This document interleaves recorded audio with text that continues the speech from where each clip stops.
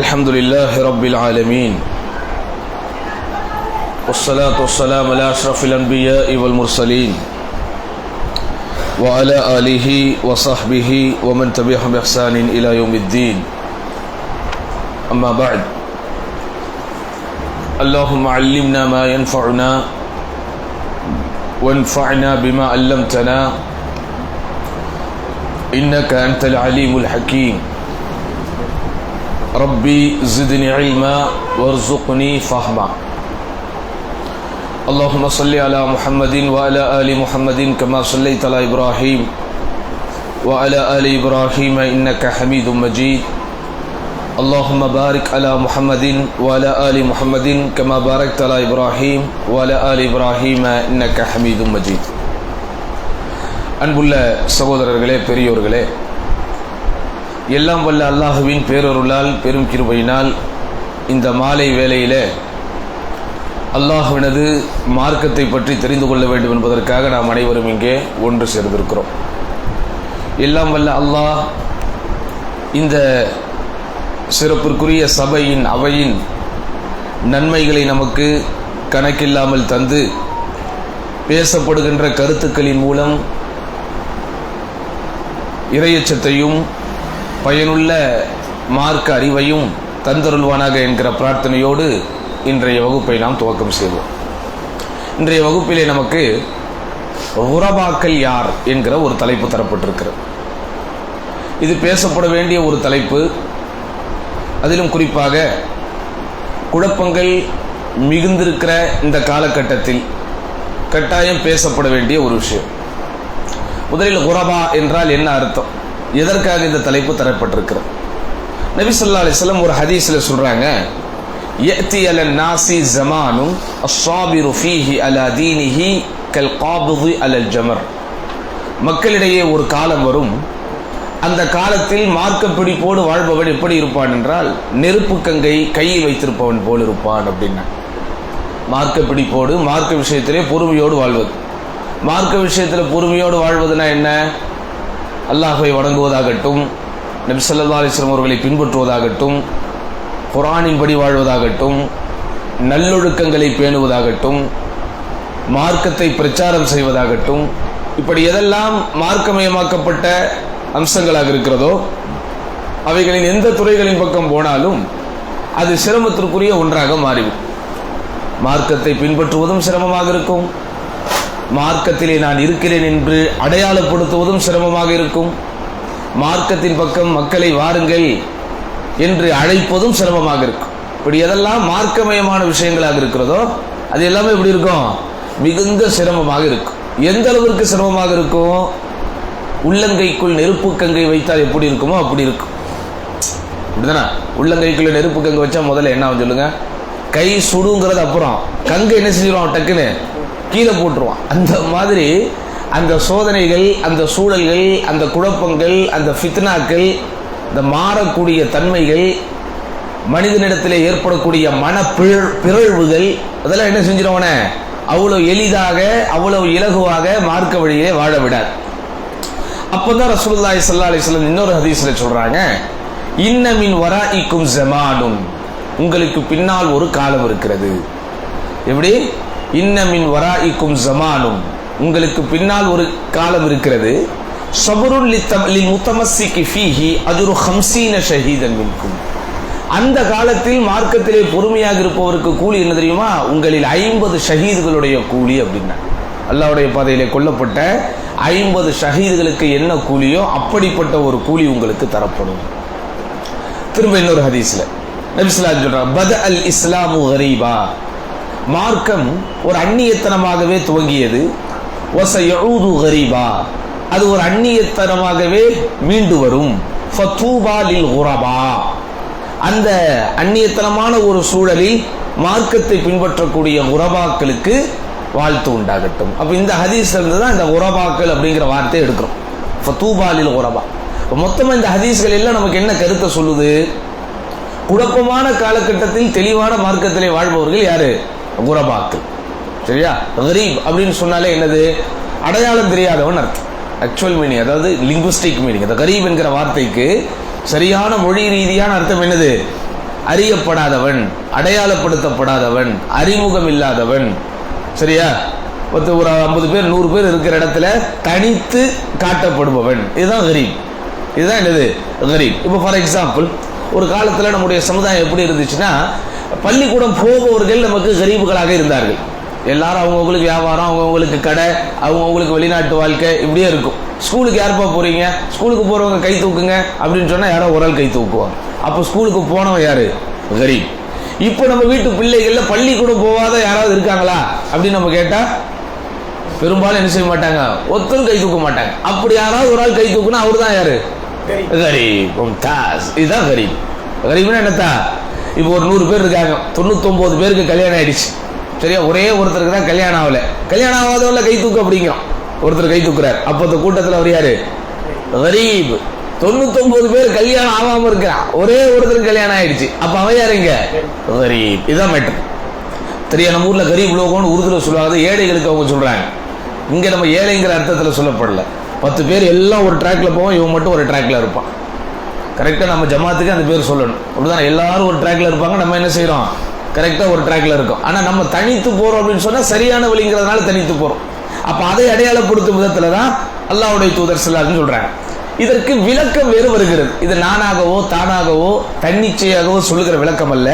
புகாரி முஸ்லிமில் வருகிற ஒரு செய்தி, ஸஹ்ல் இப்னு ஸாயித் ரலியல்லாஹு அன்ஹு அறிவிக்கிறாங்க, நபி ஸல்லல்லாஹு அலைஹி வஸல்லம் ஏற்கனவே நம்ம சொன்ன ஹதீஸ இந்த இடத்துலயும் வருது. எப்படி? நிச்சயமாக இஸ்லாம் ஒரு அந்நியத்தனமாகவே தோன்றியது, அது மீண்டும் அந்நியத்தனமாகவே மீளெழுச்சி பெறும். மீண்டும் ஒரு ரசூல் ஸல்லல்லாஹு அலைஹி வஸல்லம் முத சஃபா மலையில ஏறி நின்று அல்லாஹ்வை பத்தி சொல்லும் போது அந்த மக்களுக்கெல்லாம் எப்படி இருந்துச்சு? எப்படி இருந்துச்சு?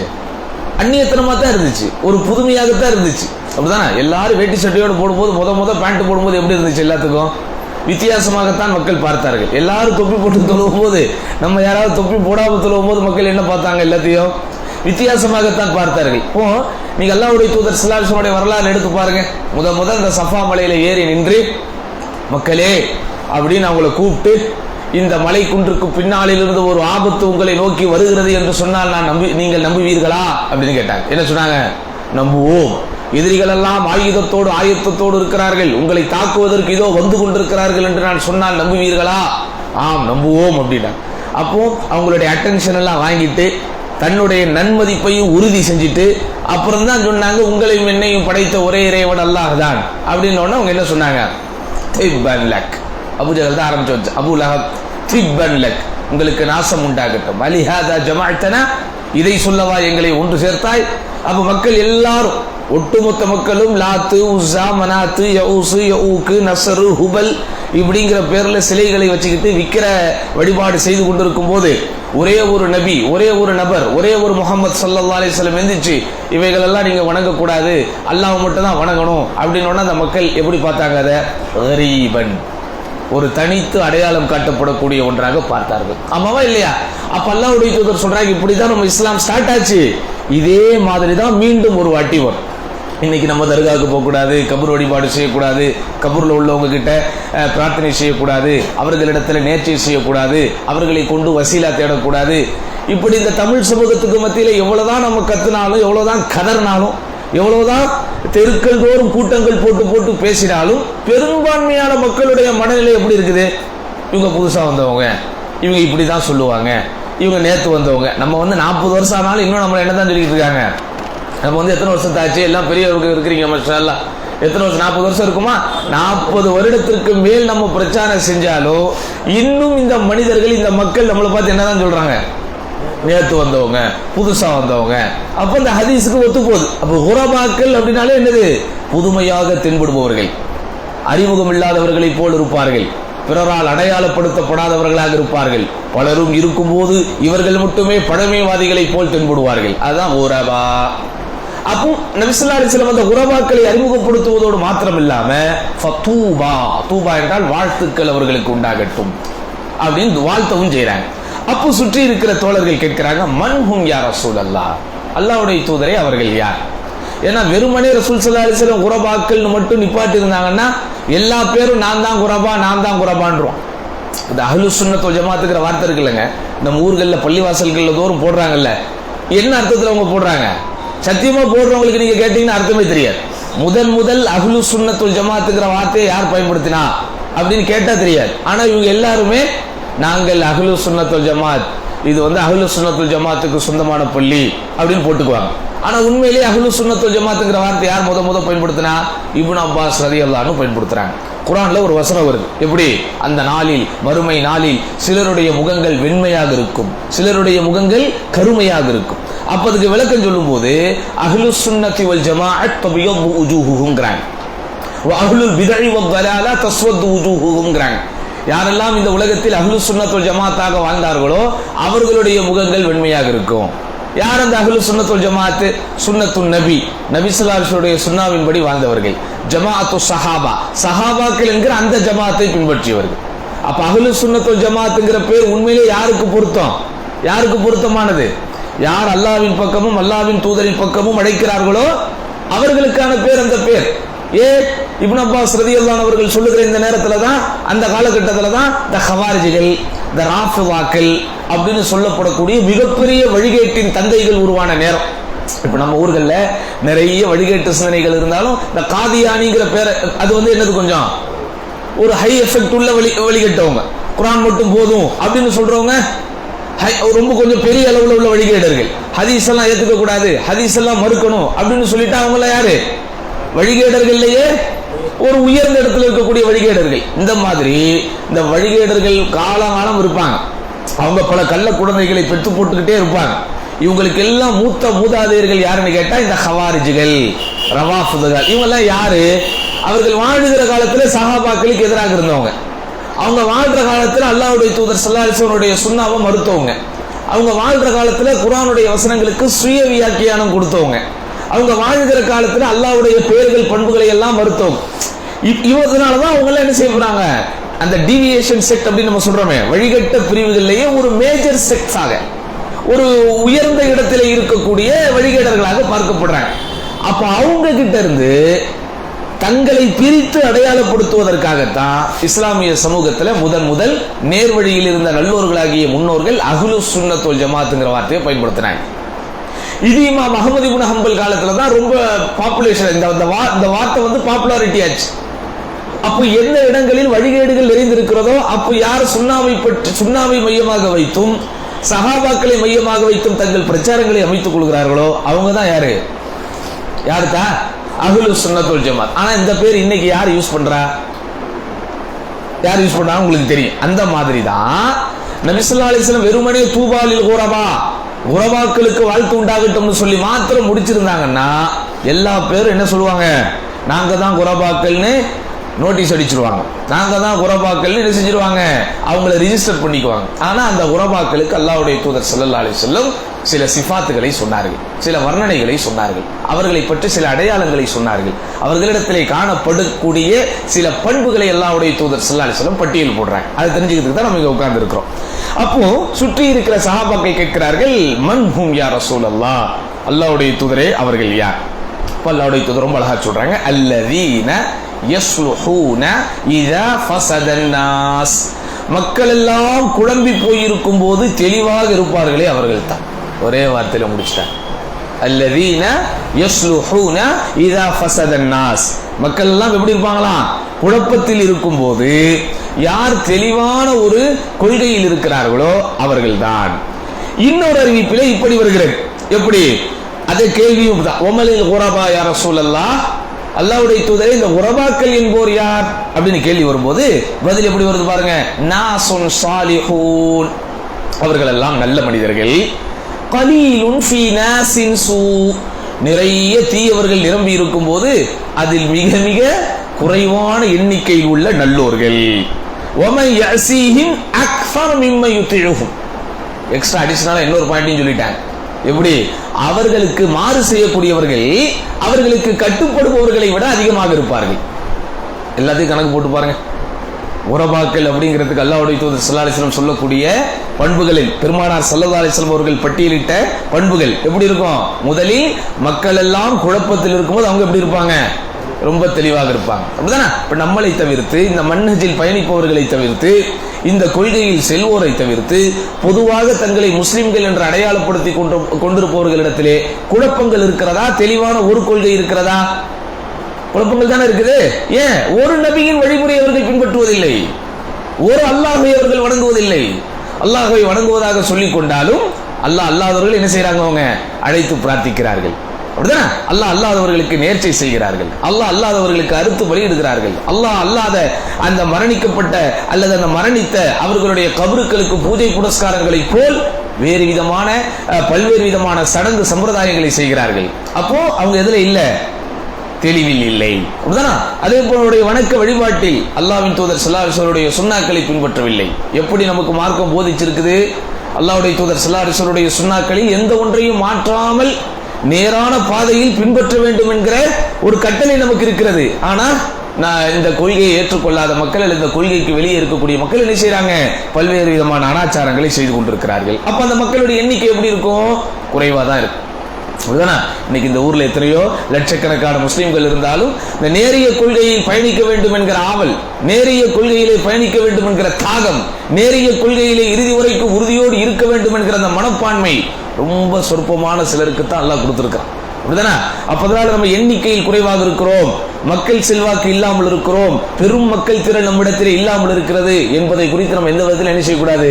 கவலைப்படக்கூடாது. பட் அதே நேரத்தில் இந்த சத்தியம் பலரிடத்திலும் போய் சேருவதற்கு உழைக்கணும். இந்த சத்தியம் பொதுமயமாகுவதற்கு முயற்சிக்கணும். இந்த சத்தியம் எல்லாருடைய சிந்தையிலும் போய் எல்லாருடைய இல்லத்தையும் உள்ளத்தையும் போய் தொடுவதற்கு என்ன செய்யணுமா? முயற்சிகள் செய்யணும். ஆனா அதே நேரத்தில் மக்கள் செல்வாக்கோ மக்கள் திரளோ பெருங்கொண்ட மக்கள் சாம்ராஜ்யம் நம்மிடத்தில் இல்லைங்கிறத குறித்து நம்ம என்ன செய்யக்கூடாது? கவலைப்படக்கூடாது. ஏன்? அல்லாஹ்வுடைய தூதர் ஸல்லல்லாஹு அலைஹி வஸல்லம் ரொம்ப தெளிவா சொல்லிட்டாங்க, நாசுன் சாலிஹூனா கலீலுன் ஃபீ நாசின் சூஇன் கஸீர். தீய மக்கள் அல்லது கெட்ட கொள்கையில் இருப்பவர்கள் பெரும்பான்மையாக இருக்கும் ஒரு இடத்திலே இவர்கள் எண்ணிக்கையில் ரொம்ப குறைவாக இருப்பார்கள். மேலும் ஒமை யஸீஹிம் அக்ஃபர் மிம்ம யுதியஹும், அவர்கள் சொல்வதை கேட்பதை விட, அவர்கள் கருத்துக்கு பின்னால் செல்பவர்களை விட, அல்லது அவர்கள் சொல்லக்கூடிய பிரச்சாரத்திற்கு கட்டுப்படுபவர்களை விட அவர்களுக்கு எதிராக இருப்பவர்கள் தான் அதிகமானவர்களாக இருப்பார்கள் அப்படின்னு நபிகள் நாயகம் ஸல்லல்லாஹு அலைஹி வஸல்லம் அவர்கள் என்ன செய்திருக்கிறாங்க? நமக்கு முன்னறிவிப்பு செஞ்சிருக்கிறாங்க. அப்ப இப்படி யார் வாழுகிறார்களோ அவர்கள் தான் குரபாக்கள். இப்படி யார் வாழ்றாங்களோ அவங்க தான் யாரு? குரபாக்கள். சரி, இந்த இடத்துல உங்களுக்கு இன்னொரு சந்தேகம் வரலாம். அப்படி பார்த்தா அதாவது ரொம்ப பெரிய வழிகாட்டிலே இருக்கக்கூடிய சிலரும் கூட ஒரு சில இடங்களில் மைனாரிட்டியாக இருப்பார்களே. இப்போ நம்ம காதியானிகள் எடுத்துக்காங்க, அவங்க வழிகேடர்கள் ஏதாவது சந்தேகம் இருக்கா? ஆனா அவங்க எல்லா இடத்துலயும் மெஜாரிட்டியா இருக்கிறாங்களா? சொல்லுங்க. சில இடங்கள்ல ரொம்ப ரொம்ப ரொம்ப மைனாரிட்டியா இருக்கிறாங்க. அப்படிதானே? இப்ப இங்க கடையிலாம் அவங்க இருக்கிறாங்களா? இல்லவே இல்லை. நீங்க தெருவா தொலாவி பார்த்தாலும் உங்களுக்கு ஆளு கிடைக்காது. மேலப்பாளையத்துல இருக்கிறாங்க. அவங்களுக்கு என்ன இருக்குது? மேலப்பாளையத்துல ஒரு பள்ளிவாசலே கூட இருக்குது. ஆனா பல இடங்கள்ல அவங்களை தேடினா கூட கிடைக்க மாட்டாங்க. சரி, இப்ப இவங்களை நம்ம ஏன் குரபாக்கள்னு சொல்லக்கூடாது? சொல்லுங்க, சொல்ல முடியுமா உங்களை குரபாக்கள்னு? ஏன்னா அல்லாஹ்வுடைய தூதர் ரொம்ப சொல்லிட்டாங்க, நாசுன் சாலிஹூன், அவர்கள் சரியான கொள்கையில இருப்பார்கள். அவங்க கிட்ட சரியான கொள்கையா இருக்குது இல்லையே. அவங்க நபி ஸல்லல்லாஹு அலைஹி வஸல்லம் அவர்களுடைய நுபுவத்திற்கு பிறகு இன்னொருவனை நபியாக ஏற்றுக்கொள்ளக்கூடிய ஒரு கேடு கட்ட கூட்டம் அவங்க. அப்படிதானே? நபி ஸல்லல்லாஹு அலைஹி வஸல்லம் காலத்திலேயே நபின்னு ஒருத்தன் வாதிட்டான. யாரு தெரியுமா உங்களுக்கு? முசைலமத்துல் கஸ்ஸாப். முசைலமத்துல் கஸ்ஸாப்ங்கிறவன் நபி வாழும் போதே தன்னை நபி என்று வாதிட்டான். நபி ஸல்லல்லாஹு அலைஹி வஸல்லம் அவர்கள் இருக்கும்போது யாராவது நபி என்று வாதிட்டால் அவர்கள் காஃபிர். அவங்க யாரு? இறை மறுப்பாளர். இந்த முசைலமத்துல் கஸ்ஸாபிடம் இருந்து ஒரு பிரதிநிதி நபி ஸல்லல்லாஹு அலைஹி வஸல்லம் அவர்களை சந்திக்க வருகிறார். நபி ஸல்லல்லாஹு அலைஹி வஸல்லம் எப்படி தனக்குண்டான தூதுவர்களை நியமித்து கடிதங்களை அனுப்பி பலருக்கும் மார்க்கத்தை சொன்னாங்களோ, அதே மாதிரி இந்த முசைலமத்துல் கஸ்ஸாப் என்ன செய்யறான்? தன்னுடைய ஒரு பிரதிநிதியை ஒரு தூதுவர் போல அல்லாஹ்வுடைய தூதர் ஸல்லல்லாஹு அலைஹி வஸல்லம் அனுப்பி வைக்கிறான். அப்ப நபி ஸல்லல்லாஹு அலைஹி வஸல்லம் அவனை எப்படி வரவேற்றாங்க தெரியுமா? அல்லாஹ்வுடைய தூதர் சொல்றாங்க, லவ்ல ருசுல் துக்தல் லஅக்துலுக்கங்கறாங்க.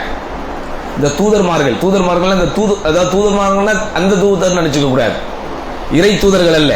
பொதுவா நம்ம இங்க இருந்து ஒருத்தர் தூதுக்கு அனுப்புவோம், இங்க இருந்து ஒரு தூது அனுப்புவோம் இல்லையா? மெசஞ்சர்ஸ். இந்த தூதுவர்கள் கொல்லப்படக்கூடாது என்கிற சட்டம் மட்டும் இல்லாவிட்டால் உன்னை கொன்றிருப்பேன்கிறாங்க. யார? முசைலமத்துல் கஸ்ஸாபுடைய ரெப்ரசன்டேட்டிவே பார்த்து அல்லாஹ்வுடைய தூதர் என்ன சொன்னாங்க? இந்த பொதுவாக சந்திக்க வரக்கூடிய தூதுவர்கள் என்ன செய்யப்படக்கூடாது? கொல்லப்படக்கூடாது. அவன் எவ்வளவு நமக்கு எதிரியாக இருந்தாலும் இது ஒரு மரபாகவே அன்றைக்கு பேணினார்கள். அதனாலதான் அல்லாஹ்வுடைய தூதர் ரொம்ப தைரியமா என்ன செஞ்சாங்க, தங்களுடைய கடிதத்தை கொடுத்து பல தூதுவர்களை அனுப்பினார்கள். இப்படி அனுப்பப்பட்ட தூதுவர்களை யார் கொன்றார்களோ அவர்களுக்கு எதிராக தான் அல்லாஹ்வுடைய தூதர் அடுத்து என்ன செஞ்சாங்க, போர் செஞ்சாங்க. இதுதான் வரலாறு. அப்போ பொதுவாகவே அன்றைக்கு பேணப்பட்டு வந்த ஒரு நடைமுறை என்ன, தூதுவர்கள் என்ன செய்யப்படக்கூடாது, கொல்லப்படக்கூடாது. அப்ப அல்லாஹ்வுடைய தூதர் சொல்றாங்க, இந்த தூதுவர்கள் கொல்லப்படக்கூடாது என்கிற மரபு மட்டும் இல்லாவிட்டால் உன்னை நான் என்ன செஞ்சிருப்பேன், கொண்டே போட்டிருப்பேன். அப்போ தன்னை நபி என்று வாதிடுபவன் மார்க்கத்தினுடைய சட்டப்படி எப்படிப்பட்டவன், அதாவது கொல்லப்பட வேண்டிய குற்றத்தை செய்து கொண்டிருக்கிறான். அப்ப அப்படிப்பட்ட கொள்கையை பின்பற்றுபவர்கள் எப்படி சரியா இருக்க முடியும்? அப்பதனால் இந்த இடத்துல எண்ணிக்கையில் குறைவாக இருப்பதனால் மாத்திரம் அவர்கள் என்னவாயிர முடியாது, உரபாக்கள் ஆயிர முடியாது. நம்பர் 1, முதலாவது கண்டிஷன் என்ன, யஸ்லுஹூன இதா ஃபஸதன் நாஸ், மக்கள் எல்லாம் ஃபசாதில் இருப்பார்கள். ஃபசாதனா என்னது, குழப்பத்திலே இருப்பார்கள். அது கொள்கை ரீதியான குழப்பமாக இருக்கலாம், சிந்தனை ரீதியான குழப்பமாக இருக்கலாம், செயல்பாடுகளில் வருகின்ற குழப்பமாக இருக்கலாம், ஆன்மீக வழிபாடுகளை பற்றி புரிந்து கொள்வதிலே குழப்பமாக இருக்கலாம். சரிதானா? அதே போன்று அவர்களுடைய செயல்பாடுகள் அல்லது பழக்க வழக்கங்கள், குணநலன்கள், ஒழுக்க நலன்கள், பேணக்கூடிய பண்பாடுகள், பின்பற்றுகிற கலாச்சாரங்கள், இப்படி எல்லாவற்றிலும் அவர்கள் எப்படி இருப்பாங்க, குழம்பி போயிருப்பாங்க. ஆனால் இந்த உரபாக்கள் என்போர் என்ன செய்வாங்க, அதிலே தெளிவாக இருப்பார்கள். அப்ப இதுல சில பாடங்கள், படிப்பினைகள் நமக்கு இருக்கு. இது இந்த உரபாக்கள் என்று அறியப்படுபவர்கள் அல்லது நபி ஸல்லல்லாஹு அலைஹி வஸல்லம் அவர்கள் உரபாக்கள் என்று முன்னறிவிப்பு செய்த இந்த விஷயத்துல நாம் சிந்திக்க வேண்டிய சில விஷயங்கள் இருப்பதாக அறிஞர்கள் சொல்கிறார்கள். முதலாவது விஷயம் என்ன, நபி ஸல்லல்லாஹு அலைஹி வஸல்லம் அவர்களது நபித்துவம் என்கிற அல்லது அவர்கள் முன்னறிவிப்பாக சொன்ன விஷயம் நடந்தேறுவதை நம்மால் உணர்ந்து கொள்ள முடிகிறது. எல்லா இடத்துலையும் இன்னைக்கு முஸ்லிம்கள் எப்படி இருக்கிறாங்க, பெரும்பான்மையான இடங்கள்ல உரபாக்களாகத்தான் இருக்கிறாங்க. இப்படிதானா? சில அறியப்பட்ட அரபு நாடுகளை தவிர்த்து உலகத்தில் எங்கு நீங்கள் பார்த்தால், உலக வரைபடத்தில் எங்கெல்லாம் நாடுகள் இருக்கிறதோ அந்த நாடுகள் எல்லாம் நாம் போய் தேடி பார்த்தால் பெரும்பான்மையான இடங்களில் முஸ்லிம்களோட நிலம் எப்படிதான் இருக்குது, உரபாக்களை போல் தான் வாழ்கிறார்கள். அப்படிதானா? அவர்களுடைய எண்ணிக்கை மிகவும் குறைவாகத்தான் இருக்கிறது. எல்லோரும் ஒழுக்க ரீதியாக வழிகட்டு போயிருக்கும் போது, வணக்க ரீதியாக வழிகட்டு போயிருக்கும் போது, இந்த சின்னஞ்சிறு கூட்டம் மட்டும் மாஷா அல்லாஹ் எப்படி இருக்குது, தெளிவான ஒரு கொள்கையில வாழ்ந்துகிட்டு இருக்கிறாங்க. இன்றைக்கு எல்லா விதமான ஒழுங்கமைப்புகளும் உடைந்த ஒரு காலத்திலே வாழ்ந்து கொண்டிருக்கிறோம். குடும்பம் என்கிற ஒழுங்கமைப்புகள் பெரும்பாலும் உடைஞ்சிருச்சு, ஆமாவா இல்லையா? இப்படி பெரும்பான்மையான ஒழுங்கமைப்புகள் உடைந்த ஒரு காலத்திலே வாழ்ந்து கொண்டிருக்கிறோம். ஆனால் இந்த உரபாக்கள் என்போர், இந்த முஸ்லிம்கள் என்போர் எல்லா இடங்களிலும் எப்படி இருக்கிறாங்க, மாஷா அல்லாஹ் தங்களுடைய மார்க்கத்தை பேணிக் கொண்டிருக்கிறார்கள். அடுத்து என்ன, நபி ஸல்லல்லாஹு அலைஹி வஸல்லம் அவர்கள் சுட்டிக்காட்டியதை போல எல்லா நேரங்களிலும் அல்லது எல்லா சூழ்நிலைகளிலும் மார்க்கத்தை பின்பற்றுபவர்களுடைய எண்ணிக்கை குறைவாகத்தான் இருக்கும். இது நபி ஸல்லல்லாஹு அலைஹி வஸல்லம் அவர்களுடைய முன்னறிவிப்பு. குர்ஆன்ல ஒரு வசனம் வருது, வஇன் துதி அக்ஸர மன் ஃபில் அர்தி யுதில்லுக அன் சபீலில்லாஹ். நபியே, பூமியில் உள்ள பெரும்பான்மையானவர்களுக்கு நீங்கள் கட்டுப்பட்டு விட்டால் அவர்கள் அல்லாஹ்வின் பாதையை விட்டு உங்களை என்ன செஞ்சிருவாங்க, வழிகெடுத்து விடுவார்கள். இது குர்ஆனுடைய வசனம். நபிகள் நாயகம் ஸல்லல்லாஹு அலைஹி வஸல்லம் அவங்க மார்க்க பிரச்சாரத்தை துவங்கும் போது எத்தனை பேர் இருந்தாங்க அவங்க கிட்ட? யாருமே இல்லை. முதலா கதீஜா ரலியல்லாஹு அன்ஹா ஏத்துக்கிறாங்க, அதுக்கப்புறம் அபூபக்கர் ரலியல்லாஹு அன்ஹு ஏத்துக்கிறாங்க, அதுக்கப்புறம் அலி ரலியல்லாஹு அன்ஹு ஏத்துக்கிறாங்க, அப்புறம் சின்ன சின்னதா சில நபி தோழர்கள் ஏத்துக்கிறாங்க. அபூபக்கர் ரலியல்லாஹு அன்ஹு தனிப்பட்ட முறையில் தாவா பண்ணி, தனிப்பட்ட முறையில் மார்க்க பிரச்சாரம் பண்ணி சில நபி தோழர்களை கொண்டு வராங்க. தாருல் அர்கம் என்கிற ஒரு சின்ன இடத்துல, இந்த மாதிரி ஒரு சின்ன இடத்துல தான் அவங்க கூடி பேசி மார்க்கத்தினுடைய அடுத்த கட்ட வளர்ச்சிக்காக முயற்சி பண்றாங்க. அப்படிதானே? எண்ணிக்கையில் அவர்கள் நிறைவானவர்களாக இருந்திருந்தால் அன்றைய எதிரிகள் அவர்களை தாக்கி இருக்க முடியுமா? எண்ணிக்கையில் அவர்கள் நிறைவானவர்களாக இருந்திருந்தால் அன்றைய எதிரிகள் சொல்லனா துயரங்களை அவர்களுக்கு தந்திருக்க முடியுமா? ஒவ்வொரு நபி தோழர்களும் உதைப்படுகிறார்கள். அப்படிதானா? ஒவ்வொரு நபி தோழரும் காயப்படுகிறார். அல்லாஹ்வின் தூதர் ஸல்லல்லாஹு அலைஹி வஸல்லம் அவர்கள் காபாவின் முற்றத்திலே ஓய்வெடுத்துக் கொண்டிருக்கும் போது சாத் இப்னு அபி வக்காஸ் ரலியல்லாஹு அன்ஹு ரத்தம் கசி அல்லாஹ்வின் தூதரிடத்திலே வந்து, அல்லாஹ்வின் தூதரே எங்களுக்காக துஆ செய்யுங்கள், எங்களுக்காக துஆ செய்யுங்கிறத எப்படி கேட்டாங்க? அவர்களுக்கு எதிராக துஆ செய்யுங்கள், அவர்களுக்கு எதிராக சாப பிரார்த்தனை செய்யுங்கள்ங்கறாங்க. ஆனா அல்லாஹ்வுடைய தூதர் என்ன செஞ்சிட்டாங்க? மறுத்துட்டாங்க. இன்னி லம் உபஅஸ் லஆனன் இன்னமா புஇஸ்து ரஹ்மத்தன், நான் அருள் என்கிற ரஹமத்தாக தான் அனுப்பப்பட்டிருக்கிறேனே தவிர சாபம் விடுவனாக நான் அனுப்பப்படவில்லை அப்படின்னு அல்லாஹ்வுடைய தூதர் என்ன செஞ்சிட்டாங்க? சாப பிரார்த்தனை செய்யாமல் தவிர்த்து கொண்டார்கள். ஆனா அன்றாடம் அவர்களுக்கு பிரச்சனை, அன்றாடம் அவர்களுக்கு தொல்லைகள். அப்ப எண்ணிக்கையில் குறைவாக நாம் இருக்கிறோம் அப்படிங்கிறத என்னைக்குமே என்ன செய்யக்கூடாது, நாம் தவறுல இருக்கிறோமோ, வழிகேட்டில் இருக்கிறோமோ, ஏன் நமக்கு இன்னும் மக்கள் ஆதரவு வராமலேயே இருக்கு அப்படிங்கிற மாதிரி என்ன செய்யக்கூடாது, நம்ம திங்க் பண்ணக்கூடாது. ஏன்னா சில கட்டத்தில் ஷைத்தான் நமக்கு அப்படித்தான் சிந்தனைகளை தருவான். ஏன்னா நம்மளும் இத்தனை வருஷம் ஆகி போச்சே, இத்தனை வருடங்கள் ஆயிடுச்சே, இன்னும் நம்மளுடைய நிலைமைகள் அப்படியே இருக்குதே, அல்லாஹ் நாடும் போது மாற்றுவோம். அப்படிதானா? நபி ஸல்லல்லாஹு அலைஹி வஸல்லம் அவர்களுடைய அந்த பிரச்சார பாதையும் பிரச்சார பயணமும் நமக்கு மிகப்பெரிய ஒரு எடுத்துக்காட்டு. அல்லாஹ்வுடைய தூதர் ஸல்லல்லாஹு அலைஹி வஸல்லம் ஆரம்ப காலத்தில் ஆரம்பிக்கும் போது ரொம்ப குறைவான மக்கள் தான் இருந்தாங்க. கிட்டத்தட்ட நபித்துவம் கிடைத்த 10ஆம் ஆண்டு காலம் வரைக்கும் அல்லாஹ்வுடைய தூதரின் கூட்டத்தில் எண்ணிக்கைகள் ரொம்ப குறைவு. அப்படிதானா?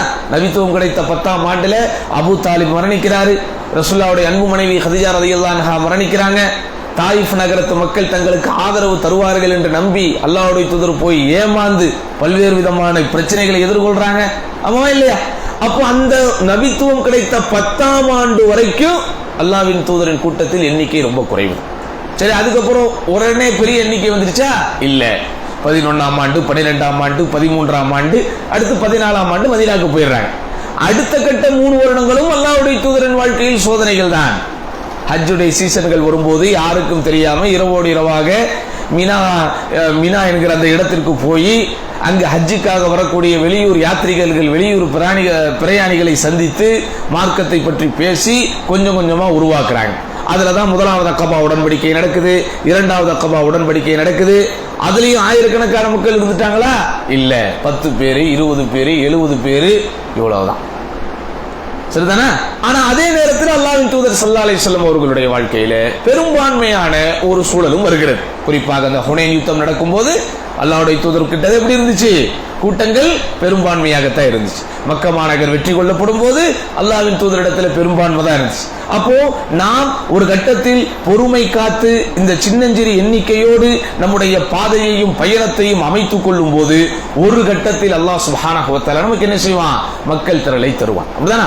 இந்த ஊரிலே சின்னஞ்சிறு கூட்டத்தை நாம் பார்த்தாலும் அல்ஹம்துலில்லாஹ் குர்ஆன் சுன்னாவை பின்பற்றக்கூடிய சில ஊர்கள்ல மக்கள் திரள் நிறைவா தான் இருக்குது அல்லாஹ்வுடைய கிருபையில. அப்போ அல்லாஹ் அப்படியும் வைத்திருக்கிறான், இப்படியும் வைத்திருக்கிறான். மறுமையிலே வரக்கூடிய நபிமார்களை போல சொன்னாங்களா இல்லையா? மறுமையிலே ஒரு நபி வருவார், அவரோடு சின்னஞ்சிறு கூட்டம், தூனல் அஷராங்கிறாங்க. தூனல் அஷரானா என்னது? 10க்கும் குறைவான பேர். ஒரு நபி எவ்வளவு பிரச்சார யுக்திகளை மேற்கொண்டிருப்பார், எவ்வளவு சிரமங்களை பட்டிருப்பார். நபியை விட பிரச்சாரத்தின் யுக்திகளை கையாளக்கூடிய ஒருவரை பார்த்து விட முடியுமா? நேரடியாக இறைவனுடைய தொடர்பில் இருக்கக்கூடியவர் அல்லவா நபி. அப்ப அந்த நபியை பின்பற்றக்கூடியவர்கள் மறுமையில் எடுத்து காட்டப்படுவார்கள். தூனல் அஷரா, 10க்கு குறைவாக. இன்னொரு நபி வருவார், அவரை பின்பற்றியவர்கள் எடுத்து காட்டப்படுவார்கள். அவர்களுடைய எண்ணிக்கை தூனல் மிஆ, 100க்கும் குறைவானவர்கள். அடுத்து வரும் சவாதுன் அதீம், மிகப்பெரிய ஒரு கூட்டம் வரும். அது ஒரு இப்ராஹிம் நபியாக இருக்கும். இன்னொரு மிகப்பெரிய கூட்டம் வரும், அது எனது கூட்டமாக இருக்க வேண்டும் என்று நான் ஆதரவு வைக்கிறேன். அல்லாஹ்வுடைய தூதருடைய கூட்டம் தான் இருந்தாலும் கூட்டத்தின் எண்ணிக்கை பெருமையை வைத்து பெருமை எடுத்துடக்கூடாது. அப்படிங்கிறதுனால மறுமையில் வரக்கூடிய விஷயத்தை கூட நபி ஸல்லல்லாஹு அலைஹி வஸல்லம் என்ன செய்றாங்க? நமக்கு பணிவோடு எடுத்து சொல்றாங்க. சரியா? அப்போ நம்ம நன்றாக புரிந்து கொள்ள வேண்டும், மார்க்கத்தை பின்பற்றுபவர்களுடைய எண்ணிக்கை எப்படிதான் இருக்கும்? குறைவாகத்தான் இருக்கும். உலகத்துல இப்ப நம்ம இருக்கக்கூடிய நடைமுறை வாழ்க்கையில மது அருந்துபவர்களுடைய எண்ணிக்கை அதிகமா, மது அருந்தாதவர்களுடைய எண்ணிக்கை அதிகமா? சொல்லுங்க. அருந்துபவர்களுடைய எண்ணிக்கை தான் அதிகம். வட்டி வாங்குபவர்களுடைய எண்ணிக்கை அதிகமா, வட்டி வாங்காதவர்களுடைய எண்ணிக்கை அதிகமா? வட்டி வாங்குபவர்களுடைய எண்ணிக்கை தான் அதிகம். இதெல்லாம் சமூக குற்றங்களாக இருக்கிறதோ, எதெல்லாம் பெரும்பாவங்களாக இருக்கிறதோ, எதெல்லாம் தடை செய்யப்பட்டவைகளாக இருக்கிறதோ, அவைகளை செய்பவர்களின் எண்ணிக்கையை நாம் ஒப்பிட்டு பார்க்கும்போது செய்யாதவர்களின் எண்ணிக்கை குறைவாகத்தான் இருக்கும். அதனாசுன் சாலிஹூன் கலீல், நல்ல மனிதர்கள் எப்படி இருப்பாங்க? அவங்க குறைவான எண்ணிக்கையில இருப்பாங்க. இது 2வது விஷயம். 3வது விஷயம் என்ன? யார் இந்த சிரமமான ஒரு சூழ்நிலையில், இந்த மாதிரி உறவாக்கள் வாழக்கூடிய ஒரு காலகட்டத்தில் இந்த சத்திய பாதையில லட்சிய பயணத்தை மேற்கொள்கிறார்களோ அவர்களுக்கு நபி ஸல்லல்லாஹு அலைஹி வஸல்லம் என்ன செய்றாங்க? தூபா, வாழ்த்துக்கள் உண்டாகிறது அப்படிங்கிறாங்க. சரியா? வாழ்த்துக்கள்னா என்ன அர்த்தம்? அதாவது ஏற்கனவே உங்களுக்கு நாம் சொன்னதை போல், ஹதீஸிலே சொன்னதை போல், எத்தனை ஷஹீதுகளுடைய கூலி? 50 ஷஹீதுகளுடைய கூலி. அப்ப நம்ம எல்லாம் அதுல இருக்கிறோமா அப்படிங்கிறது அல்லாஹ்வுக்கு தான் தெரியும். இப்ப நம்ம இருக்கக்கூடிய காலகட்டத்தை பார்க்கும்போது மார்க்கத்தை பின்பற்றுவோருடைய சூழ்நிலை இப்படிதான் இருக்குது. வித்தியாசமாகத்தான் பார்க்கிறார்கள். எங்கே போனாலும் மார்க்கத்தை பின்பற்றுபவர்களுக்கு இந்த சமுதாயம் சில பெயர்களை கொடுத்திருக்கிறது. இவர்களெல்லாம் அடிப்படைவாதிகள், இவர்களெல்லாம் பிற்போக்குத்தனமானவர்கள், இவர்களெல்லாம் பழமைவாதிகள். அப்படிதானே? இவங்கெல்லாம் யாரு? பழமைவாதிகள், வாழத் தெரியாதவர்கள், பிறரோடு ஒத்து போக தெரியாதவர்கள், நடைமுறை வாழ்க்கையை பற்றி புரியாதவர்கள். இப்படிலாம் யாருக்கு பேர் இருக்கு? அனாச்சாரங்களும் மார்க்கத்திற்கு எதிரான கலாச்சாரங்களும் நடைபெறும் போது அதோடு சேர்த்து பயணிக்காமல் என்னை நான் தனித்து காட்டும் போது, என்னை நான் தனித்து அடையாளப்படுத்தும் போது இந்த சமூகம் எனக்கு வைக்கக்கூடிய பேர், இவன் ஒரு பிற்போக்குவாதி, இவன் ஒரு ஃபண்டமெண்டலிஸ்ட், அடிப்படைவாதி, இவர்களெல்லாம் வஹாபிகள், சவுதி அரேபியாவுடைய இறக்குமதிகள் அல்லது சவுதி அரேபியாவுடைய கைக்கூலிகள் இப்படிலாம் சொல்லுவாங்க. சவுதி அரேபியாவில் போய் நல்லா சம்பாதிச்சுக்குவாங்க, அப்படின்னா சவுதி அரேபியாவில் இருக்கக்கூடிய எல்லா வளத்தையும் அனுபவித்துக் கொள்வார்கள். ஆனால் அந்த கொள்கை என்று வரும்போது நம்மை என்ன செஞ்சிருவாங்க? இவங்க அடையாளப்படுத்தி நம்மை வேறு மாதிரியாக சொல்லக்கூடிய ஒரு சூழ்நிலைகளை பார்க்கலாம். அப்போ இந்த மாதிரியான ஒரு காலகட்டத்தில் யார் ஒருவர் தன்னுடைய கொள்கையில் உறுதியாக இருக்கிறாரோ, பாருங்க, அந்த கொள்கையின் உறுதி அப்படிங்கிறதெல்லாம் சுப்ஹானல்லாஹ், மறுமை நம்பிக்கை இல்லாதவர்களே ஒரு சில விஷயத்தின் மீது அவர்களுக்கு ஈடுபாடு வந்து விட்டால், மறுமை நம்பிக்கை கிடையாது, ஆனால் ஒரு சில விஷயத்தின் மீது ஈடுபாடும் ஈர்ப்பும் அவர்களுக்கு வந்து விட்டால் தாங்கள் சார்ந்திருக்கிற கொள்கைக்காக எதையும் செய்யக்கூடியதை பார்க்கலாம். உதாரணமாக மூட நம்பிக்கைகளை எதிர்த்து நம்முடைய நாட்டிலே சில பேர் களம் கண்டார்கள். இன்றைக்குத்தான் அவர்கள் எல்லாம் வசதி வாய்ப்போடு ஆட்சி அதிகாரத்தோடு இருக்கிறார்கள். ஆனால் இவர்கள் ஆரம்பிக்கும் போது எப்படி ஆரம்பித்தார்கள் தங்களுடைய பிரச்சாரத்தை? மூட நம்பிக்கைக்கு எதிராக, சாதிய பாகுபாடுகளுக்கு எதிராக, வர்ணாசிரம கொள்கைக்கு எதிராக, அல்லது ஆண்டான் அடிமை என்கிற சிந்தனைக்கு எதிராக, பட்டால் பாவம் தொட்டால் தீட்டு என்று ஒரு சமூகத்தை ஒதுக்கி வைக்கும் போது அதனால் பாதிக்கப்பட்டு கிளர்ந்து எழுந்து அவர்களெல்லாம் அன்றைக்கு களம் காணும் போது கஷ்டப்பட்டாங்களா இல்லையா? அடி உதவிக்கு ஆளானாங்களா இல்லையா? பல பேர் கொல்லப்பட்டாங்களா? பல பேர் எரிக்கப்பட்டாங்களா? பல பேர் சிறையில் அடைக்கப்பட்டாங்களா? பல பேர் சித்திரவதைக்கு ஆளானாங்களா? இத்தனைக்கு அவங்களுக்கு என்ன இல்லை? வறுமை நம்பிக்கை கிடையாது. இதையெல்லாம் நாம் செய்தால் அல்லாஹ் நமக்கு நன்மையை தருவான் என்று அவர்களுடைய தலைவர்கள் யாராவது உங்களுக்கு சொன்னாங்களா? இதையெல்லாம் செஞ்சு நீங்க தியாகம் பண்ணி மக்களுக்காக நீங்க அர்ப்பணிச்சீங்கன்னா மறுமையில் உங்களுக்கு உயர்ந்த சொர்க்கம்னு சொன்னாங்களா? இல்லை. ஆனா இப்போ அவங்க ஏன் அதை செஞ்சாங்க? ஒரு செல்ஃப் இன்ட்ரெஸ்ட், அப்படிதானா? ஏதேனும் ஒன்றை சரி கண்டு அதில் நெறி கொண்டு அதில் வெறி கொண்டு வாழும்போது அதை செயல்படுத்தக்கூடிய பாதையில் எவ்வளவு பிரச்சனைகள் வந்தாலும் அந்த எதிர்ப்புகளை ஏற்றுக்கொள்ளக்கூடிய ஒரு எதிர்ப்பு சக்தி உடலுக்கும் மனதுக்கும் இயற்கையாகவே வந்துவிடும். நீங்க சில விஷயத்தை பார்க்கலாம். ஊரை எதிர்த்து சில பேர் ஒன்று செய்வான். மார்க்கம் என்கிற வட்டத்துக்கு வெளியவே நான் சொல்றேன், மார்க்கம் என்கிற வட்டத்திற்கு வெளியே இருந்து கொண்டு ஊரையே எதிர்த்தவர்கள் சில விஷயங்களை செய்வார்கள். சில விஷயங்கள் என்ன செய்வாங்க? அப்படியெல்லாம் இன்றைக்கு பல பேர் செய்ததனால்தான் இன்றைக்கு அடிப்படை விஷயங்களாக இருக்கக்கூடிய எல்லாமே பெரும்பாலும் பொதுமயமாக்கி விட்டது. இன்றைக்கெல்லாம் பல பேர் இன்றைக்கு தியாகம் செஞ்சதுனாலதான் இன்றைக்கு எல்லாரும் கல்வி கற்க முடிகிறது, எல்லாரும் மருத்துவமனைக்கு போக முடிகிறது. ஆமாவா இல்லையா? அப்போ நீங்க சிந்திச்சு பார்க்கணும், ஒரு கொள்கையின் மீது நமக்கு ஒரு ஈர்ப்பு வந்து விட்டால் சாதாரணமாகவே மார்க்கம் என்கிற வட்டத்திற்கு வெளியே உள்ளவர்களுக்கு கூட என்ன வந்துருது? ஒரு உறுதி வந்துருது. அதை யார் எதிர்த்தாலும் அதை எதிர்த்து களம் காணக்கூடிய துணிவு அவர்களுக்கு வந்துருது. அப்ப நம்ம மறுமை நம்பிக்கையோடு இருக்கிற நமக்கு எப்படி இருக்கணும்? ஆமாவா இல்லையா? நமக்கு எது செய்தாலும் அதற்கு பின்னால் சவாப் இருக்கிறது, அதற்கு பின்னால் நற்கூலி இருக்கிறது. அப்ப அப்படிங்கிறவங்க நம்ம எவ்வளவு தூரம் வேலை செய்யணும் பாருங்க. அல்லாஹ் குர்ஆனிலே சொல்கிறான், எங்கே, அதாவது நபி ஸல்லல்லாஹு அலைஹி வஸல்லம் வந்து தூபாலில் குரபான்னு சொன்னாங்கல்ல, அந்த குரபாக்களுக்கு வாழ்த்து உண்டாகட்டும்னு. அந்த தூபான்கிற வார்த்தைக்கு அர்த்தம் என்ன?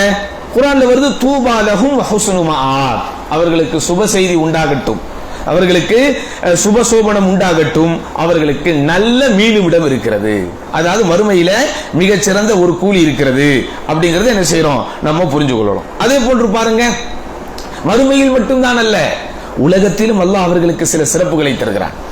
உலகத்திலும் அல்லாஹ் சுப்ஹானஹு வ தஆலா அவர்களுக்கு சில வலிமைகளை தருகிறான். பாருங்கள், நபி ஸல்லல்லாஹு அலைஹி வஸல்லம் அவர்களை பார்த்து அல்லாஹ் நேரடியாக இறக்கிய ஒரு வசனம், யா அய்யுஹன் நபி, ஓ நபியே, ஹஸ்புக்கல்லாஹ், உங்களுக்கு அல்லாஹ்வே போதுமானவன், வமனி தபஅக மினல் முஃமினீன், மேலும் இறை நம்பிக்கையாளர்களில் உங்களை யார் பின்பற்றுகிறார்களோ அவர்களும் உங்களுக்கு போதுமானவர்கள். அப்ப இதனுடைய அர்த்தம் என்னன்னு சொன்னா, ஒரு வலிமையான சகோதரத்துவம் வந்துடும். ஏன்? இந்த சகோதரத்துவங்கிறது அல்லாஹ் என்பதை தாண்டி வேறு எந்த உணர்வுக்காகவும் இல்லை. மார்க்கம் என்கிற உணர்வை தாண்டி வேற ஏதாவது ஒரு காரணம் இருக்கா? இப்ப நீங்களும் நானும் இங்கே சந்தித்தது அல்லது உங்களுக்குள் நீங்கள் சந்தித்துக் கொண்டது உங்களுடைய குடும்ப உறவு என்பதற்காகவா, உங்களுடைய ஊரின் உறவு என்பதற்காகவா, நீங்கள் எல்லாம் ஒரே பகுதியில் வாடுகிறீர்கள் என்பதற்காகவா, அல்லது உங்களுக்குள் கொடுக்கல் வாங்கல் இருக்கிறது சம்பந்தம் செய்திருக்கிறீர்கள் என்பதற்காகவா? இல்ல. எதுக்காக மட்டும்தான்? நீங்களும் இந்த கொள்கையை ஏற்றிருக்கிறீர்கள், நானும் இந்த கொள்கையை ஏற்றிருக்கிறேன், அவரும் இந்த கொள்கையை ஏற்றிருக்கிறார். மக்கள் எல்லாம் வழிகேட்டிலே போய் கொண்டிருக்கும் போது, மக்கள் எல்லாம் கண்மூடித்தனமாக போய் கொண்டிருக்கும் போது, நாம் சில பேர் கொஞ்சம் விழித்து முழித்து அல்லாஹ்வுடைய மார்க்கத்தை சரியாக பின்பற்ற வேண்டும் என்கிற அந்த ஒரு சிந்தனை தான் என்ன செய்திருக்குது, நம்மளை ஒன்று சேர்த்திருக்கு. அப்ப அந்த சிந்தனை எப்படியாப்பட்ட சிந்தனை அது? அந்த சகோதரத்துவங்கிறது எப்படியாப்பட்ட சகோதரத்துவம்? வலிமையான சகோதரத்துவம். இவர் அவருக்காக, அவர் இவருக்காக உயிரை கூட தருவதற்கு தயாராக இருக்கிற ஒரு சகோதரத்துவம். நீங்கள் கேள்விப்பட்டிருப்பீர்கள், ஒரு யுத்தத்திலே 3 நபித்தோழர்கள் குத்துயிரும் கொலையுருமாக கிடக்கிறார்கள். கடைசி நேரத்திலே உயிர் பிரியக்கூடிய அந்த தருவாயில என்ன கேட்க, அவங்க 3 பேருக்கு பேர் என்ன தேவைப்படுது? தண்ணீர் தேவைப்படுகிறது. ஆனால் தண்ணீர் ஒரு நபர் தான் குடிப்பதற்கு போதுமான ஒரு அளவில் இருக்கும்போது, இவர் குடிக்கட்டும் என்று அவர், அவர் குடிக்கட்டும் என்று இவர், இவர் குடிக்கட்டும் என்று அவர், 3 பேருமே ஆளுக்கு ஆளுக்கு மாறி மாறி விட்டு கொடுத்து மூவருமே தண்ணீர் குடிக்காமல் அல்லாஹ்வின் பாதையிலே என்ன செஞ்சாங்க? உயிர் விட்டாங்க. இப்படியாப்பட்ட சகோதரத்துவத்தை வேற எதிலையாவது நீங்க பார்க்க முடியுமா? அப்ப இப்படிப்பட்ட ஒரு மன உறுதியை, இப்படிப்பட்ட ஒரு தியாக மனப்பான்மையை எது உங்களுக்கு கொடுக்க வைக்கிறது? நபி ஸல்லல்லாஹு அலைஹி வஸல்லம் சபையில ஒருத்தர் எந்திரிச்சு, அல்லாஹ்வுடைய தூதரே எனக்கு பசிக்கிறது, உணவு தாருங்கள் அப்படின்னு கேட்கிறார். யோசிச்சு பாருங்க, இப்படி ஒரு 50 பேர் 100 பேர் கூடி இருக்கிற சபையில ஒருத்தருக்கு உண்மையாலுமே பசி இருந்தால் அவர் எந்திரிச்சு கேட்பாரா? அவருடைய தன்மானம் அவருக்கு இடம் கொடுக்குமா? அவருடைய சுய கௌரவம் அதற்கு இடம் கொடுக்குமா? இடம் கொடுக்குமாங்க? கொடுக்காது. ஆனால் அவ்வளவு பெரிய சபை இருக்கிற ஒரு இடத்துல ஒருத்தர் எந்திரிச்சு நின்று எனக்கு பசிக்குது உணவு தாங்க அப்படின்னு கேட்கிற அளவுக்கு அந்த சமூகம் அந்த ஸ்பேஸ கொடுத்திருக்கு, அந்த இடைவெளியை பிறருக்கு என்ன இருக்குது கொடுத்திருக்கு. அப்போ நபி ஸல்லல்லாஹு அலைஹி வஸல்லம் முதல்ல எந்த நன்மையாக இருந்தாலும் தன்னிடமிருந்து ஸ்டார்ட் பண்ணுவாங்க. அதுதான் நபி என்கிற தலைமைக்கும் இந்த உலகத்தில் இருக்கக்கூடிய சாதாரணவர்களுக்கும் இடையே இருக்கிற வித்தியாசம். முதல்ல நபி என்ன செய்யறாங்க? தன்னுடைய குடும்பத்துக்கு ஆள் அனுப்புறாங்க. எல்லா மனைவிமார்கள்ட்ட கேட்டு வாங்கங்கிறாங்க. எல்லாட்ட இருந்து ஒரே பதில் தான் வருது. என்ன பதில்? ஒன்றும் இல்லை. இது அல்லாஹ்வுடைய தூதர் பகிரங்கமா சொல்றாங்க. இன்னைக்கு நான் சொல்லிடுவேனா, 50 பேர் இவ்வளவு பேர் கூடி இருக்கிற இந்த சபையில என்னிடத்தில் எது இல்லை என்பதை நான் வெளிப்படையாக சொல்லிவிட முடியுமா? என் தன்மானம் அதுக்கு இடம் கொடுக்குமா? என் சுய கௌரவம் இடம் கொடுக்குமா? அடுத்த வாட்டி நான் அவங்க மூஞ்ச பார்க்கணுமே, ஐயோ நம்மளை ஒரு கேவலமா நினைச்சிடக்கூடாது அப்படின்னு தடுக்குமா இல்லையாங்க? ஆனா அகிலத்தின் அருட்கொடை அல்லாஹ்வின் தூதர் ஸல்லல்லாஹு அலைஹி வஸல்லம் கொஞ்சம் கூட வெட்கமே தயக்கமே இல்லாமல் தன் வீட்டுல எதுவுமே இல்லை அப்படிங்கறத அங்க என்ன செய்யறாங்க? பகிரங்கப்படுத்துறாங்க. அப்புறம் தான் கேட்கிறாங்க, உங்களில் யார் இந்த அல்லாஹ்வின் விருந்தாளியை கொண்டு போய், இந்த அல்லாஹ்வின் தூதருடைய விருந்தாளியை கொண்டு போய் உபசரிப்பவர் யார் அப்படின்னு கேட்கிறாங்க. எல்லாரும் இப்படி திருப்பி திருப்பி பாக்குறாங்க. ஏன்? யாருக்கிட்ட என்ன இல்ல? வசதி இல்ல. நம்ம இந்த ஹதீஸ் ஆதாரமா வச்சுக்கிட்டு யார் வந்தாலும் கண்டுக்க வேணாம்னு முடிவு பண்ணிடக்கூடாது. ஏன்? அவங்களுக்கு வாய்ப்பு இல்லை. அதனால வாய்ப்பு இருந்திருந்தா என்ன பண்ணிருப்பாங்க? அவங்க உயிரை கொடுத்து கூட அடுத்தவர்களுக்கு உண்டான தேவையை நிறைவேற்றிருப்பாங்க. அப்படிதானங்க? ஒரு சகோதரத்துவம், ஒரு இஸ்லாமிய சகோதரத்துவங்கிற பாண்டிங் எவ்வளவு வலிமையானது. அல்லாஹ்வுடைய தூதர் சொல்றாங்க, அவ்வியாஃபத்து ஸலாஸத்து அய்யாம் ஃபமா ஃபௌகஹா ஸதகா. ஒரு முஸ்லிம் இன்னொரு முஸ்லிமை 3 தினம் என்ன செய்யணும்? அவன் விருந்து உபசாரம் கொடுக்கணும். அப்படி 3 நாளைக்கு மேலே அவனுக்கு போறதுக்கு வழி இல்லை, தங்கணுங்கிற மாதிரி சிச்சுவேஷன் வந்தா நீ அவனை விரட்டிடக்கூடாது, அது தர்மத்திற்குரிய நன்மையில போய் சேருங்கிறாங்க. இப்படியாப்பட்ட ஒரு சகோதரத்துவத்தை அல்லாஹ்வுடைய தூதர் என்ன செய்யறாங்க? வலிமைப்படுத்தி உறுதிப்படுத்தி காட்டுறாங்க. அப்ப அத்தனை பேர் இருக்கிற சபையில ஒரே ஒருத்தர் எந்திரிச்சு நான் கூட்டு போய் இவரை கண்ணியப்படுத்துறேங்கிறார். ஆனா அவர் வீட்டுல எல்லாம் வச்சிருந்தாரா? அவர் வீட்டுல எல்லாம் இருந்துச்சா? உணவு இருக்கு. யாருக்குரிய உணவு அது? அவர் வீட்டில் உள்ள குழந்தைக்கு மட்டுமே உண்டான உணவு. இருந்தாலும் மாஷா அல்லாஹ் அந்த கணவனும் மனைவியும் சேர்ந்து, அந்த ஹதீஸ்லாம் நம்ம நிறைய வாட்டி கேட்டிருக்கிறோம். பட் அங்க கவனிக்க வேண்டிய கருத்து என்ன அப்படின்னு சொன்னா, கொள்கைக்காக ஒன்று கூடக்கூடிய ஒரு சகோதரத்துவம் எப்படியாப்பட்ட சகோதரத்துவமா இருக்கும்னு சொன்னா, அது மற்ற சகோதரத்துவத்தை போல் ஒரு சாமானிய சகோதரத்துவமாக இருக்காது. அது ஒரு ஈமானிய சகோதரத்துவமாக இருக்கும். எதெல்லாம் சாதாரண மக்கள் எதை பார்த்து தயங்குவார்களோ, எதை பார்த்து மயங்குவார்களோ, எதை அசூசை என்று கருதுவார்களோ, எதை சாதாரணம் என்று நினைப்பார்களோ, அப்படி போகாது இந்த சகோதரத்துவம். அல்லாஹ் ஒரு வலிமையை தந்து விடுவான். அல்லாஹ் ஒரு கூட்டமைப்பை தந்து விடுவான். அல்லாஹ் ஒரு உறுதியை கொடுத்து விடுவான். அதனால் தான் பாருங்கள் மாஷா அல்லாஹ், தமிழகம் முழுவதும் அல்லாஹ்வுடைய கிருபை நமக்கு பள்ளிவாசல்கள் கட்டப்பட்டிருக்கிறது. நீங்கள் நினைக்கிறீர்களா அந்த ஊரில் கட்டப்பட்ட பள்ளிவாசல் முழுவதும் அந்த ஊர்க்காரர்களுடைய காசு என்று? சொல்லுங்க. சென்னையில ஒரு பள்ளிவாசல் கட்டப்படுதுன்னா சென்னையில உள்ள புதுப்பேட்டையில் உள்ள மக்கள் மட்டும் கொடுத்து அந்த பள்ளியை கட்டிட்டாங்களா? இல்ல, நமக்கு கொள்கை ரீதியான சகோதரத்துவம். என்ன பண்ணுவாங்க, சென்னையில் நாங்கள் ஒரு பள்ளி கட்டுகிறோம் அப்படின்னு திருச்சிக்கு போவார், மதுரைக்கு போவார், திருநெல்வேலிக்கு போவார், கடலூருக்கு வருவார், நாகர்கோவிலுக்கு வருவார். பாருங்க அந்த சர்வதேச சகோதரத்துவம் எப்படி அவங்களுக்குள்ள ஒரு வலிமையை உண்டு பண்ணுது. ஆமாவா இல்லையா?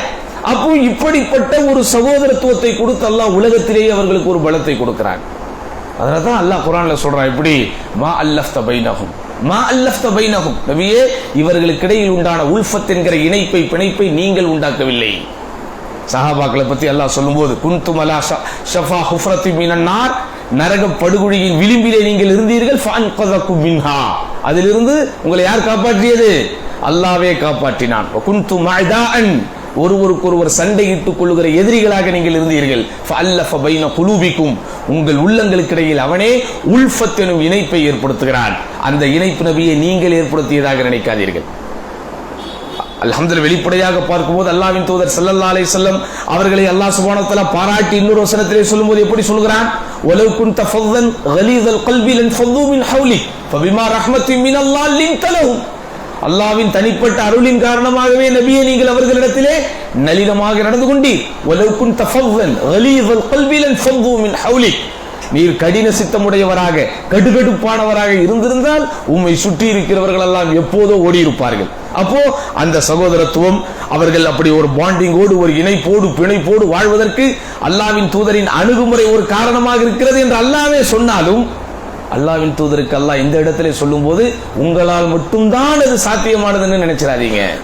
ஏன்னா ஃபபிமா ரஹ்மத்தின் மினல்லாஹ், அல்லாஹ்வின் அருளின் காரணத்தினால தான் நீங்க என்ன பண்ணீங்க, அவர்களோடு நளினமாக நடந்து கொண்டீர்கள். பாருங்க எப்படியாப்பட்ட ஒரு சகோதரத்துவத்தை அல்லாஹ் அங்கே ஏற்படுத்தினார். அதாவது அவருடைய மானம் தன்னுடைய மானம் என்று கருதக்கூடிய அளவிற்கு, அவருடைய உயிர் தன்னுடைய உயிர் என்று கருதக்கூடிய அளவிற்கு, யூசிரூன அலா அன்ஃபுஸிஹிம் வலவ் கான பிஹிம் ஹஸாஸா, தங்களுக்கென்று சுய தேவைகள் இருந்த போதிலும் தம்மை காட்டிலும் பிறரையே அவர்கள் தேர்ந்தெடுப்பார்கள் என்று சொல்லக்கூடிய அளவிற்கு அல்லாஹ் சுப்ஹானஹு வ தஆலா என்ன செய்கிறான், அவர்களுக்கு ஒரு உல்ஃபத் என்கிற ஒரு இணைப்பை கொடுத்து பிணைப்பை கொடுத்து அல்லாஹ் சுப்ஹானஹு வ தஆலா அவர்களுக்கு வலிமையை தருகிறான்.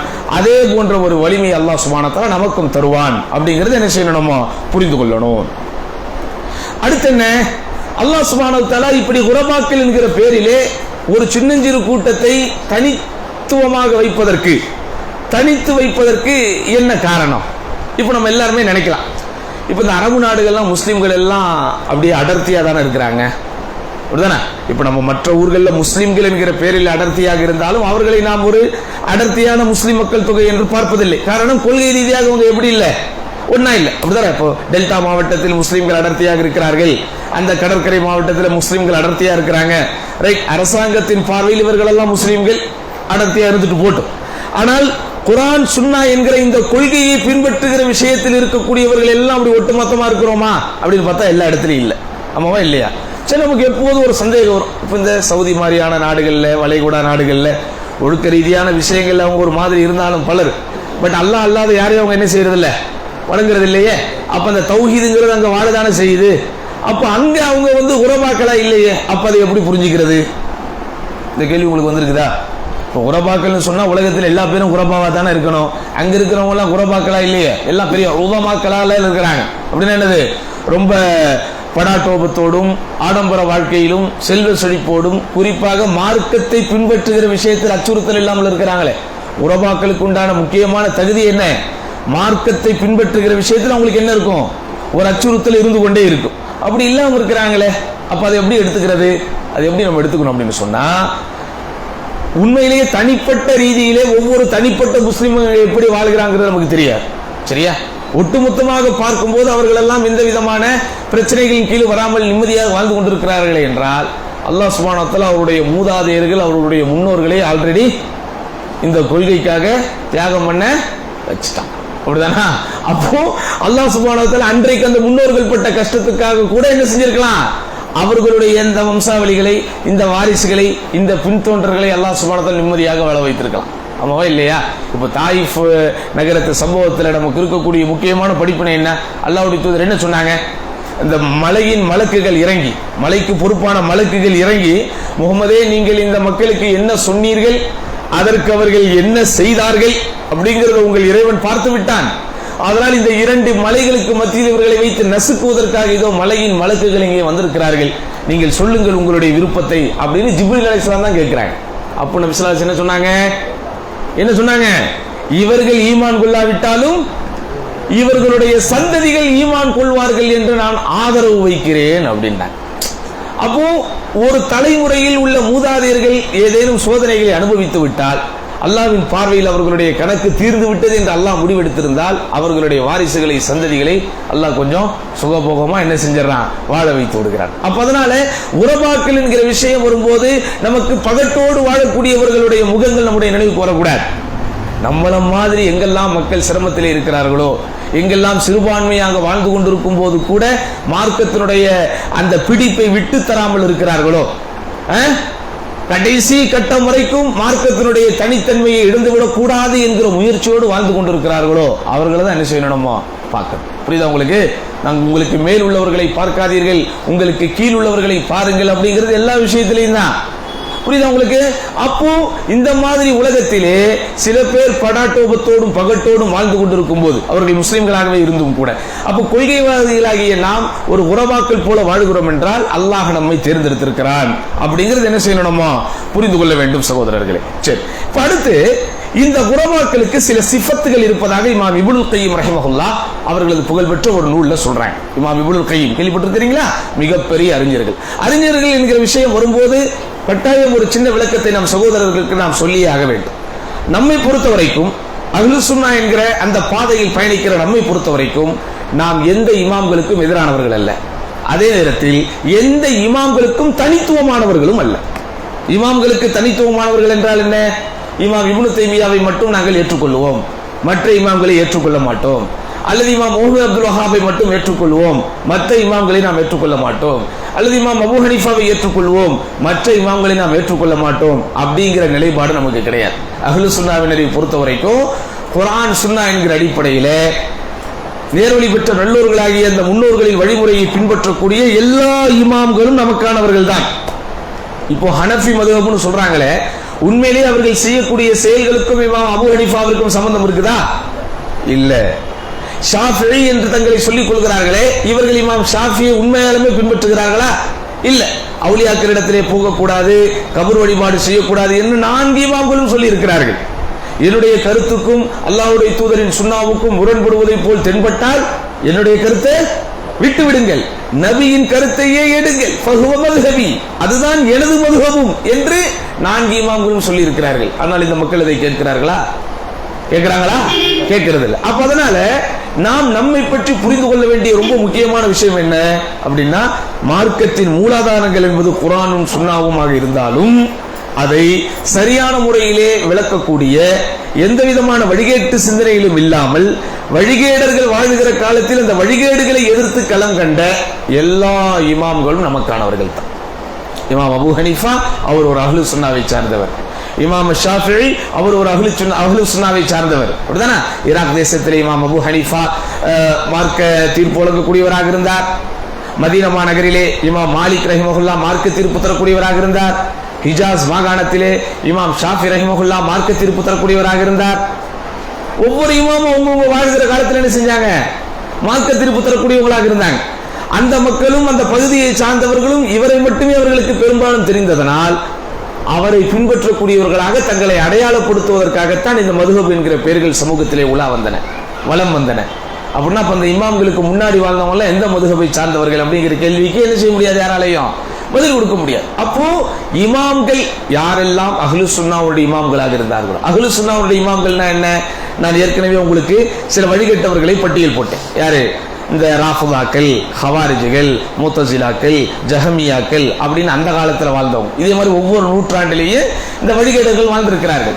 அந்த வழிகேட்டு சிந்தனைக்கு ஆட்படுத்தப்படாமல் நாம் இன்றைக்கு பிரச்சாரம் செய்வதை போல் அன்றைக்கு அவர்கள் வாழ்கிற காலத்தில் யாரெல்லாம் இந்த குர்ஆன் சுன்னா என்கிற அடிப்படையில் பிரச்சாரம் செஞ்சாங்களோ அவங்க எல்லாரும் அஹ்லுஸ் சுன்னாவுடைய அறிஞர்கள்.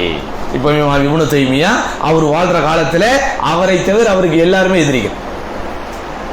இன்னைக்கு வரைக்கும் இமாம் இப்னு தைமியான்னு பேரை கேட்டாவே நம்ம ஊர்ல உள்ள எல்லா சுன்னத் வல் ஜமாத் ஆலிம் சாக்களும் பயப்படுவாங்க. ஏனென்றால் அவர் எல்லோரையும் எதிர்த்தார். எல்லாரையும் எதிர்க்கிறாருன்னா சும்மா ஒரு சொந்த விஷயத்துக்கு நிலத்தகராறுக்கு சண்டை போட்டாரா? மார்க்கத்துக்காக சண்டை போட்டார். மார்க்கத்துக்காக சண்டை போட்டார். அவர் வாழ்கிற காலத்தில் ஷியாக்களுக்கு எதிராக, ராஃபிதாக்களுக்கு எதிராக, ஜஹமியாக்களுக்கு எதிராக, நஸ்ரானிகளுக்கு எதிராக, யகூதிகளுக்கு எதிராக, கபர் வழிபாடு செய்பவர்களுக்கு எதிராக, அவுலியாக்கள் விஷயத்திலே வரம்பு மீறுபவர்களுக்கு எதிராக, சரியா, குர்ஆனுக்கு சுய விலக்கியானம் கொடுப்பவர்களுக்கு எதிராக, சுன்னாவை மறுப்பவர்களுக்கு எதிராக, சுன்னாக்களில் சிலவற்றை ஏற்றுக்கொண்டு சிலவற்றை மறுக்கிறார்களே அவர்களுக்கு எதிராக என்னென்ன, உதாரணமா இன்றைக்கு நம்ம வாழக்கூடிய காலத்தில் தமிழ்நாட்டு தௌஹீதுகாரங்க என்ன கொள்கையெல்லாம் சொல்கிறார்களோ, அதாவது அறிவுக்கும் பகுத்தறிவுக்கும் குர்ஆனுக்கும் நடைமுறைக்கும் விஞ்ஞானத்திற்கும் முரண்பட்டால் சஹீஹான ஹதீஸா இருந்தால் என்ன செய்யணும், புறக்கணிக்கணும்னு சொன்னாங்கல்ல. இதே சிந்தனையை இதே கொள்கை அன்றைக்கு வாழ்ந்த பல பேர் சொன்னாங்க. அவங்களுக்கு எதிராக அவர் திரு தஆருதுல் அக்ல் அல நக்ல், திருனா கேடயம் அர்த்தம், தஆருத் அப்படின்னா முரண்பாடுன்னு அர்த்தம், அல் அக்ல் அல நக்ல் அறிவுக்கும் ஆதாரத்திற்கும் இடையே முரண்பாடு அப்படிங்கிற பேர்ல பல பாகங்கள் புத்தகமே அவர் எழுதியிருக்கிறார். நம்ம அதை பேஸ் பண்ணி பேசி இந்த தமிழ்நாட்டு தௌஹீது கூட்டத்துக்கு பல மறுப்புகளை நம்ம அல்ஹம்துலில்லாஹ் போட்டிருக்கிறோம். சரியா? அப்போ வழிகேடர்களுக்கு எதிராக அவர் களம் கண்டதனால், அது நபி ஸல்லல்லாஹு அலைஹி வஸல்லம் அவர்கள் மீது நேசம் கொள்கிறோம் என்கிற பேர்ல வரம்பு மீறினாங்களே அவங்களுக்கு எதிராகவும், ஏதாவது எல்லா காலத்திலும் என்னென்ன வழிகேடுகள்லாம் இருந்துச்சோ அந்த எல்லா வழிகேடுகளும் மொத்தமா இருந்த காலம் தான் இமாம் இப்னு தைமியாவுடைய காலம். அதனாலதான் இமாம் இப்னு தைமியாங்கிற பேரு இன்றளவுக்கும் உச்சரிக்கப்பட்டு கொண்டே இருக்கிறது, ஒரு தரப்பால் விமர்சனம் செய்யப்பட்டு கொண்டே இருக்குது. சும்மா கிடையாது இந்த இமாம்களுடைய பேர்லாம். இப்ப நம்ம ஊர்ல, உங்க ஊர்ல இந்த பிரச்சனை இருக்கும், மேலப்பாளையத்துல அந்த பிரச்சனை இருக்கும், கோயம்புத்தூருக்கு போனா இந்த பிரச்சனை இருக்கும் சொல்றோம்ல. இந்த எல்லா பிரச்சனையும் ஒரு ஊர்ல இருந்தா, அந்த எல்லா பிரச்சனையும் ஒரு நபர் எதிர்கொண்டா அவர் எப்படி ஸ்டார் தானே அவரு. அந்த மாதிரி இந்த அறிஞர்கள்ல இமாம் இப்னு தைமியா ரஹிமஹுல்லாஹ் ஒரு தனித்துவம் பெற்றவராக இருந்தார். அந்த இமாம் இப்னு தைமியாவை பற்றி பிடித்துக் கொண்ட ஒரு மாணவர் தான் இமாம் இப்னுல் கையிம் ரஹிமஹுல்லாஹ். அப்போ அவர் ஒரு 8 அடையாளங்கள் சொல்றார். இந்த குரபாக்கள் யார் அப்படிங்கிறதுக்கு இந்த ஹதீஸ்கள் எல்லாத்தையும் மையமாக வச்சு அவருடைய அனுபவத்தை வைத்து அவருடைய அறிவை வைத்து ஒரு 8 அடையாளங்கள் சொல்றாரு. அந்த 8 அடையாளங்கள் நம்மிடத்தில் இருக்குதா அப்படிங்கறது என்ன செய்யணும், இதுதான் ஒரு செல்ஃப் அசஸ்மெண்ட், சுய பரிசோதனை. அப்படிதான் இப்ப நம்ம குரபாக்கள் நினைச்சுக்கிட்டு இருக்கிறோம். அல்லாஹ் நம்மை குரபாக்களாகவே ஆக்கட்டும். நம் மூலம் அல்லாஹ் சுப்ஹானஹு வ தஆலா மார்க்க பிரச்சாரம் பரவுவதற்கும் மார்க்க பிரச்சாரம் பல இடங்களிலே சென்றடைவதற்கும் அல்லாஹ் நம்மை காரணமாக வைக்கட்டும். சரியா? முதலாவது விஷயம் என்ன, அத்தமஸ்ஸுகு பிஸ்ஸுன்னஹ் இதா ரகிப அன்ஹன் நாஸ். மக்கள் எல்லாம் சுன்னாவை விட்டு புறக்கணித்தாலும், நபி ஸல்லல்லாஹு அலைஹி வஸல்லம் வழிமுறையை விட்டு புறக்கணித்தாலும் இறுதி வரைக்கும் அந்த சுன்னாவை பற்றி பிடிப்பது, அதுதான் முதலாவது அடையாளம். அல்லாஹ்வின் தூதர் ஸல்லல்லாஹு அலைஹி வஸல்லம் அவர்களது வாழ்வியல் வழிமுறையை என்னது பின்பற்ற வேண்டும். மக்கள் எல்லாம் அதை விட்டு போனாலும் சரி, ஒவ்வொரு காலத்திலையும் இந்த அஹ்லு சுன்னாவிலே வாழ்ந்தவர்கள் இப்படிப்பட்ட விஷயத்தை தான் செஞ்சிருக்கிறாங்க. அதற்காக எவ்வளவு தியாகங்களும் அனுபவித்திருக்கிறார்கள். உதாரணமாக இமாம் அஹ்மத் இப்னு ஹம்பல் கேள்விப்பட்டிருக்கிறீங்களா? இமாம் அஹ்மத் இப்னு ஹம்பல் அவங்கள பத்தி அறிஞர்கள் எழுதும்போது இமாம் அஹ்லு சுன்னா வல் ஜமாஅ, அஹ்லு சுன்னத் வல் ஜமாஅத்தினுடைய இமாம் அப்படின்னு சொல்லுவாங்க. ஏன் அவங்க அப்படி சொல்றாங்க? ஏன்னா அவங்க வாழ்ந்த காலத்துல சிந்தனை ரீதியான ஒரு பிதஅத்தை எதிர்த்து தன்னுடைய கடைசி மூச்சு இருக்கிற வரைக்கும் அவங்க போராடினாங்க. அவங்க காலத்துல வந்த ஃபித்னா என்னது, குழப்பம் என்னது, குர்ஆன் இறக்கப்பட்டதல்ல படைக்கப்பட்டது அப்படிங்க. குர்ஆன் படைக்கப்பட்டதா இறக்கப்பட்டதா? இறக்கப்பட்டது. ஆனா இன்னைக்கு குர்ஆனை நம்ம டச் பண்றோமே, குர்ஆனை புத்தகமா வச்சிருக்கிறோமே, அப்படிதானே? இது ஒரு கிரியேஷன், ஒரு படைப்பு. இது என்னால தொட முடியுது, பாக்கெட்ல வைக்க முடியுது. அதே மாதிரி குர்ஆனை என்னால கையில பிடிக்க முடியுது. அப்ப அதனால இது என்னது படைக்கப்பட்டது அப்படிங்கிற அந்த லாஜிக்கல் தியரி இன்னைக்கு வரைக்கும் சமுதாயத்தை வழிகெடுத்து கொண்டிருக்கக்கூடிய ஒரே பிரச்சனை என்னது, எல்லா விஷயத்திலையும் லாஜிக்கல் ரீசனிங், என்னுடைய பகுத்தறிவுக்கு எனது அறிவுக்கு எல்லாம் ஒத்து போகணும்னு நம்ம நினைக்கிறோம். அப்ப மார்க்கம் பகுத்தறிவுக்கு உட்பட்டதா உடன்பட்டதா இல்லையானா பகுத்தறிவுக்கு உட்பட்டதுதான். அந்த பகுத்தறிவுங்கிறது உன்னுடைய சிற்றறிவுன்னு நீ நினைக்க கூடாது. புரியுதா உங்களுக்கு? மார்க்கம் அறிவுக்கு உட்பட்டதே, அறிவுக்கு உடன்பட்டதே. அதுல ஆனா எது அறிவுங்கிறத யாரு தீர்மானிப்பா? அப்படிதானங்க. இப்ப இப்லீஸ் அப்படிங்கிறவன் வழிகட்டதனுடைய காரணம் என்ன? எதுக்காக இப்லீஸ் வானத்துல தானங்க இருந்தான்? அவன் ஏன் ஷைத்தானுர் ரஜீம், எடுத்தறியப்பட்ட ஷைத்தானாக ஏன் மாறினான்? மறுத்ததுக்கு என்ன காரணம் சொன்னான்? பகுத்தறிவு ரீதியான காரணம் தான் சொன்னான். அப்படிதானே? நான் படைக்கப்பட்டேன்னு சொல்லலாம, நீ தான் என்னை அல்லாஹ்வுடைய படைப்பாற்றலை ஏற்றுக்கொண்டவன், தௌஹீதுல் ருபூபிய்யாவை ஏற்றுக்கொண்டவன். தௌஹீதை மூணா பிரிக்கிறோம்ல, தௌஹீதுல் ருபூபிய்யா, தௌஹீதுல் உலூஹிய்யா, தௌஹீதுல் அஸ்மாஇ வஸ்ஸிஃபாத். அல்லாஹ்வின் படைப்பாற்றல் விஷயத்தில் அல்லாஹ்வை ஒருமைப்படுத்துவது, வணக்க வழிபாடுகள் அல்லாஹ்வுக்கு மட்டுமே என்று அதை அல்லாஹ்வுக்கு ஒருமைப்படுத்துவது, அல்லாஹ்வின் பெயர்கள் பண்புகள் அல்லாஹ்வுக்கு மட்டுமே உரித்தானது என்று ஒருமைப்படுத்துவது. இதுல ஹலக்தனி மின் நார், நெருப்பிலிருந்து என்னை படைத்திருக்கிறாய். ஹலக்தஹு மின் தீன், களிமண்ணிலிருந்து அவரை படைத்திருக்கிறாய். அப்போ களிமண்ணை விட நெருப்பு தான் என்னது? உயர்ந்தது. அப்போ நெருப்பால் படைக்கப்பட்டிருக்கிற நானு களிமண்ணால படைக்கப்பட்ட ஒருத்தருக்கு எப்படி சுஜூது செய்ய முடியும் அப்படின்னு அவன் எதை முற்படுத்தினா? அறிவை தான் முற்படுத்த. இப்ப அல்லாஹ் உட்காந்து பதில் சொல்லல. நெருப்புடைய ஃபாரன் இப்படி, நெருப்புடைய சயின்டிபிக் இப்படி, களிமண்ணுடைய இது இப்படி அப்படின்னு அல்லாஹ் அவனுக்கு விளக்கம் கொடுத்தானா? கட்டுப்படலையா? நீ போ, ஷைத்தானுர் ரஜீம். யார் நீ? விரட்டப்பட்ட ஷைத்தானாக மாறிவிட்டார். நெருப்பு பெருசா களிமண் பெருசானா யாரா இருந்தாலும் எதைதான் பெருசும்பாங்க? சொல்லுங்க, நெருப்பு தான். ஆனா அந்த நெருப்பை களிமண்ணை போட்டு அணைக்க முடியுமா? முடியாதா? அப்ப எல்லா அறிவும் ஒரே மாதிரி இருக்காது. எனக்கு வலதுபுறமாக தெரிவது உங்களுக்கு இடதுபுறமா தெரியும். எனக்கு நல்லதாக தெரிகின்ற ஒன்று உங்களுக்கு கெட்டதாக தெரியும். இப்போ பால் நல்லதா கெட்டதா கேட்டா நீங்க என்ன சொல்லுவீங்க? எல்லாரும் நம்ம நல்லதான் சொல்லுவோம். ஆனா சில குரூப் கிளம்பி இருக்கான், அவன் என்ன சொல்லுவான்? அது கெடுதி அப்படின்னு என்ன காரணம் சொல்லுவான். சரி விடுங்க, அவங்க சொல்ற காரணம் சரியா தப்பாங்கிற ஆய்வுக்குள்ள போக வேண்டாம். ஆனால் எல்லா மனிதனுடைய அறிவுக்கும் சரி என்று படுவது சிலருக்கு என்ன செய்யாது? சரின்னு படாது. இப்போ நான் உங்ககிட்ட கேட்கிறேன், சுகருக்கு அலோபதி டேப்லெட் எடுக்கலாமா வேணாமா? நீங்க என்ன சொல்றீங்க? நீங்க எடுக்கலாங்கிறீங்க. நிறைய பேர் என்ன சொல்றாங்க? எடுக்க கூடாது. ஆனா எடுக்க கூடாதுன்னு சொல்றவங்க எல்லாம் பொற்று போய் நல்லா அறிஞ்சவன். நம்ம யாரெல்லாம் அது மாத்திரை எடுக்கிறவன் கஷ்டப்பட்டு ஒரு மாதிரி கதறி கதறி மேல வந்தாலும் இந்த மாத்திரையே எடுக்க மாட்டேன்னு பிடிவாதம் இருக்கிறவங்க நம்ம அறிஞ்ச சர்க்கிள். அதுக்காக இது உண்மையாத்தான் உறுதியாத்தான் கரெக்டா தான் இருக்கணும்னு அவசியம் கிடையாது. ஆனா ஒருத்தன் கண்ணுக்கு சரின்னு படுறது இன்னொருத்தன் கண்ணுக்கு எப்படி போடும்? தவறுன்னு போடும். அப்ப அதனால எல்லாமே என்னுடைய இந்த கண்ணுக்கும் என்னுடைய இந்த அறிவுக்கும் உட்பட்டு உடன்பட்டு தான் இருக்கணும்னு நினைச்சக்கூடாது. நம்ம பிடிவாதம் பிடிக்க முடியாது. அதனாலதான் அலி ரலியல்லாஹு ரொம்ப அழகா சொன்னாங்க. காலுறை சட்டத்தை பத்தி சொல்லும் போது, ஒது செஞ்சுட்டு நம்ம காலுறை போட்டோன்னு வைங்க, திரும்ப ஒது செய்யும் போது சாக்ஸ் அவுத்துட்டு நம்ம என்ன செய்ய தேவையில்லை? காலை கழுவ தேவையில்லை. அந்த காலுறையை தடவி கொடுத்தால் போதும், அப்படிதான். ஆனா அந்த காலுறையை தடவும் போது மேல தடவோமா கீழே தடவோமா? சட்டப்படி ஷரியத்துப்படி எங்கதான் தடவணும்? மேலதான் தடவணும். ஆனா அலி ரலியல்லாஹு அதை தடவும் போது என்ன சொன்னாங்க? லவ் கான தீனு பிர்ரை, மார்க்கம் என்பது முழுக்க முழுக்க நம்முடைய கருத்துக்கும் அறிவுக்கும் உட்பட்டு தான் இருக்க வேண்டும் என்றிருந்தால் கீழே தடவுவதே மேலே தடவுவதை விட சரியாக இருக்கும். ஆனா அத்தீனு அஸ்ஸம்உ வத்தாஅ, மார்க்கங்கிறதே என்னது? செவி மடுக்கணும், கட்டுப்படணும் அப்படின்னு சொல்லி மேலே தடவிட்டு போனாங்க. இதுதான் மார்க்கம். இதுதான் என்னது? மார்க்கம். அப்படிதானங்க. ஏன்னா அறிவுங்கிறது நாட்டுக்கு நாடு வித்தியாசப்படுது. இப்ப நம்ம ஊர்ல ஹிஜாப்ங்கிறது ஒரு பக்கம் இருக்கட்டும், அது முஸ்லிம்களுடைய ஒரு சர்வதேச உடைங்கிறது ஆயிடுச்சு. ஹிஜாப் இல்லாமல் பெண்கள் அணியக்கூடிய ஆடைகள்லயே நீங்க இந்தியாக்காரி கிட்ட போய் கேட்டீங்கன்னா என்ன சொல்லுவாங்க?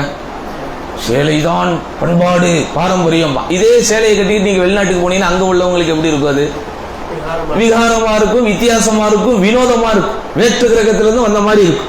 அப்ப எல்லாருடைய அறிவும் எல்லா விஷயத்திற்கும் ஒரே மாதிரியான தீர்வையும் வழங்க முடியாது. இப்ப நான் சவுத் இந்தியாவில் கேட்கிறேன், எதுங்க நல்ல பாரம்பரியமான உணவு, எதுங்க நல்ல உணவுன்னு கேட்டா டக்கு நீங்க சொல்லுங்க ரைஸ் தான், அரிசி உணவும் பீங்க. வடநாட்டுக்கு போனா சப்பாத்தியும்பா, ரொட்டியும்பா, நீங்க இட்லியும்பீங்க. அவனுக்கு இட்லிக்கு அர்த்தமே தெரியாது. அப்ப நீங்க நன்றாக புரிந்து கொள்ள வேண்டும், உலகத்தில் இருக்கக்கூடிய ஒருவருடைய அறிவு சரி என்று சொல்வதை இன்னொருவருடைய அறிவு என்ன செய்யும்? தப்புன்னு சொல்லுவோம். அதனாலதான் நம்ம அல்லாஹ்வுடைய அறிவுக்கும் அல்லாஹ்வுடைய தூதருடைய அறிவுக்கும் மார்க்கத்தை விட்டுறணும். அல்லாஹ்வை ஏற்றுக்கொள்ளும் வரைக்கும் தான் உன்னுடைய அறிவு பயன்படணும். அல்லாஹ்வை ஏத்துக்கிட்டா அல்லாஹ் என்ன சொல்றானோ அதை பின்பற்றுவதற்கு தான் உன்னுடைய அறிவு போகணும். அதுதான் சரியான அறிவு. உங்களுக்கு அப்ப எல்லாவற்றிலும் என்ன செய்ய முடியாது? நம்ம லாஜிக்கல் ரீசனிங் பார்க்க முடியாது. ஆனா இந்த லாஜிக்கல் ரீசனிங் பார்த்து வழிகட்டவர்கள் நம்ம வாழ்ற இந்த தமிழ்நாட்டு தௌஹீதுக்காரர்கள் மட்டும் வாழ்ற காலத்துல இல்ல, இது ஆதி காலத்துலதே இருக்கு. அதுல உச்சகட்டமா இமாம் அஹ்மது இப்னு ஹம்பல் அவங்க வாழ்ந்த காலத்துல அல் குர்ஆன்ங்கிறது என்னது?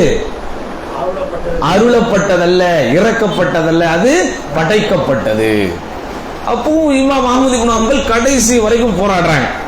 இல்ல, இது நீங்க படைக்கப்பட்டதுன்னு சொல்ல முடியாது. ஏன் படைக்கப்பட்டதுன்னு சொல்றதுனால என்ன ஆயிரும்? எப்படி நீங்க படைக்கப்பட்டதுன்னு சொல்ல முடியும்? அல்லாஹ் தன்னுடைய குர்ஆனை கலாம்ங்கிறான். கலாம்னா என்னது?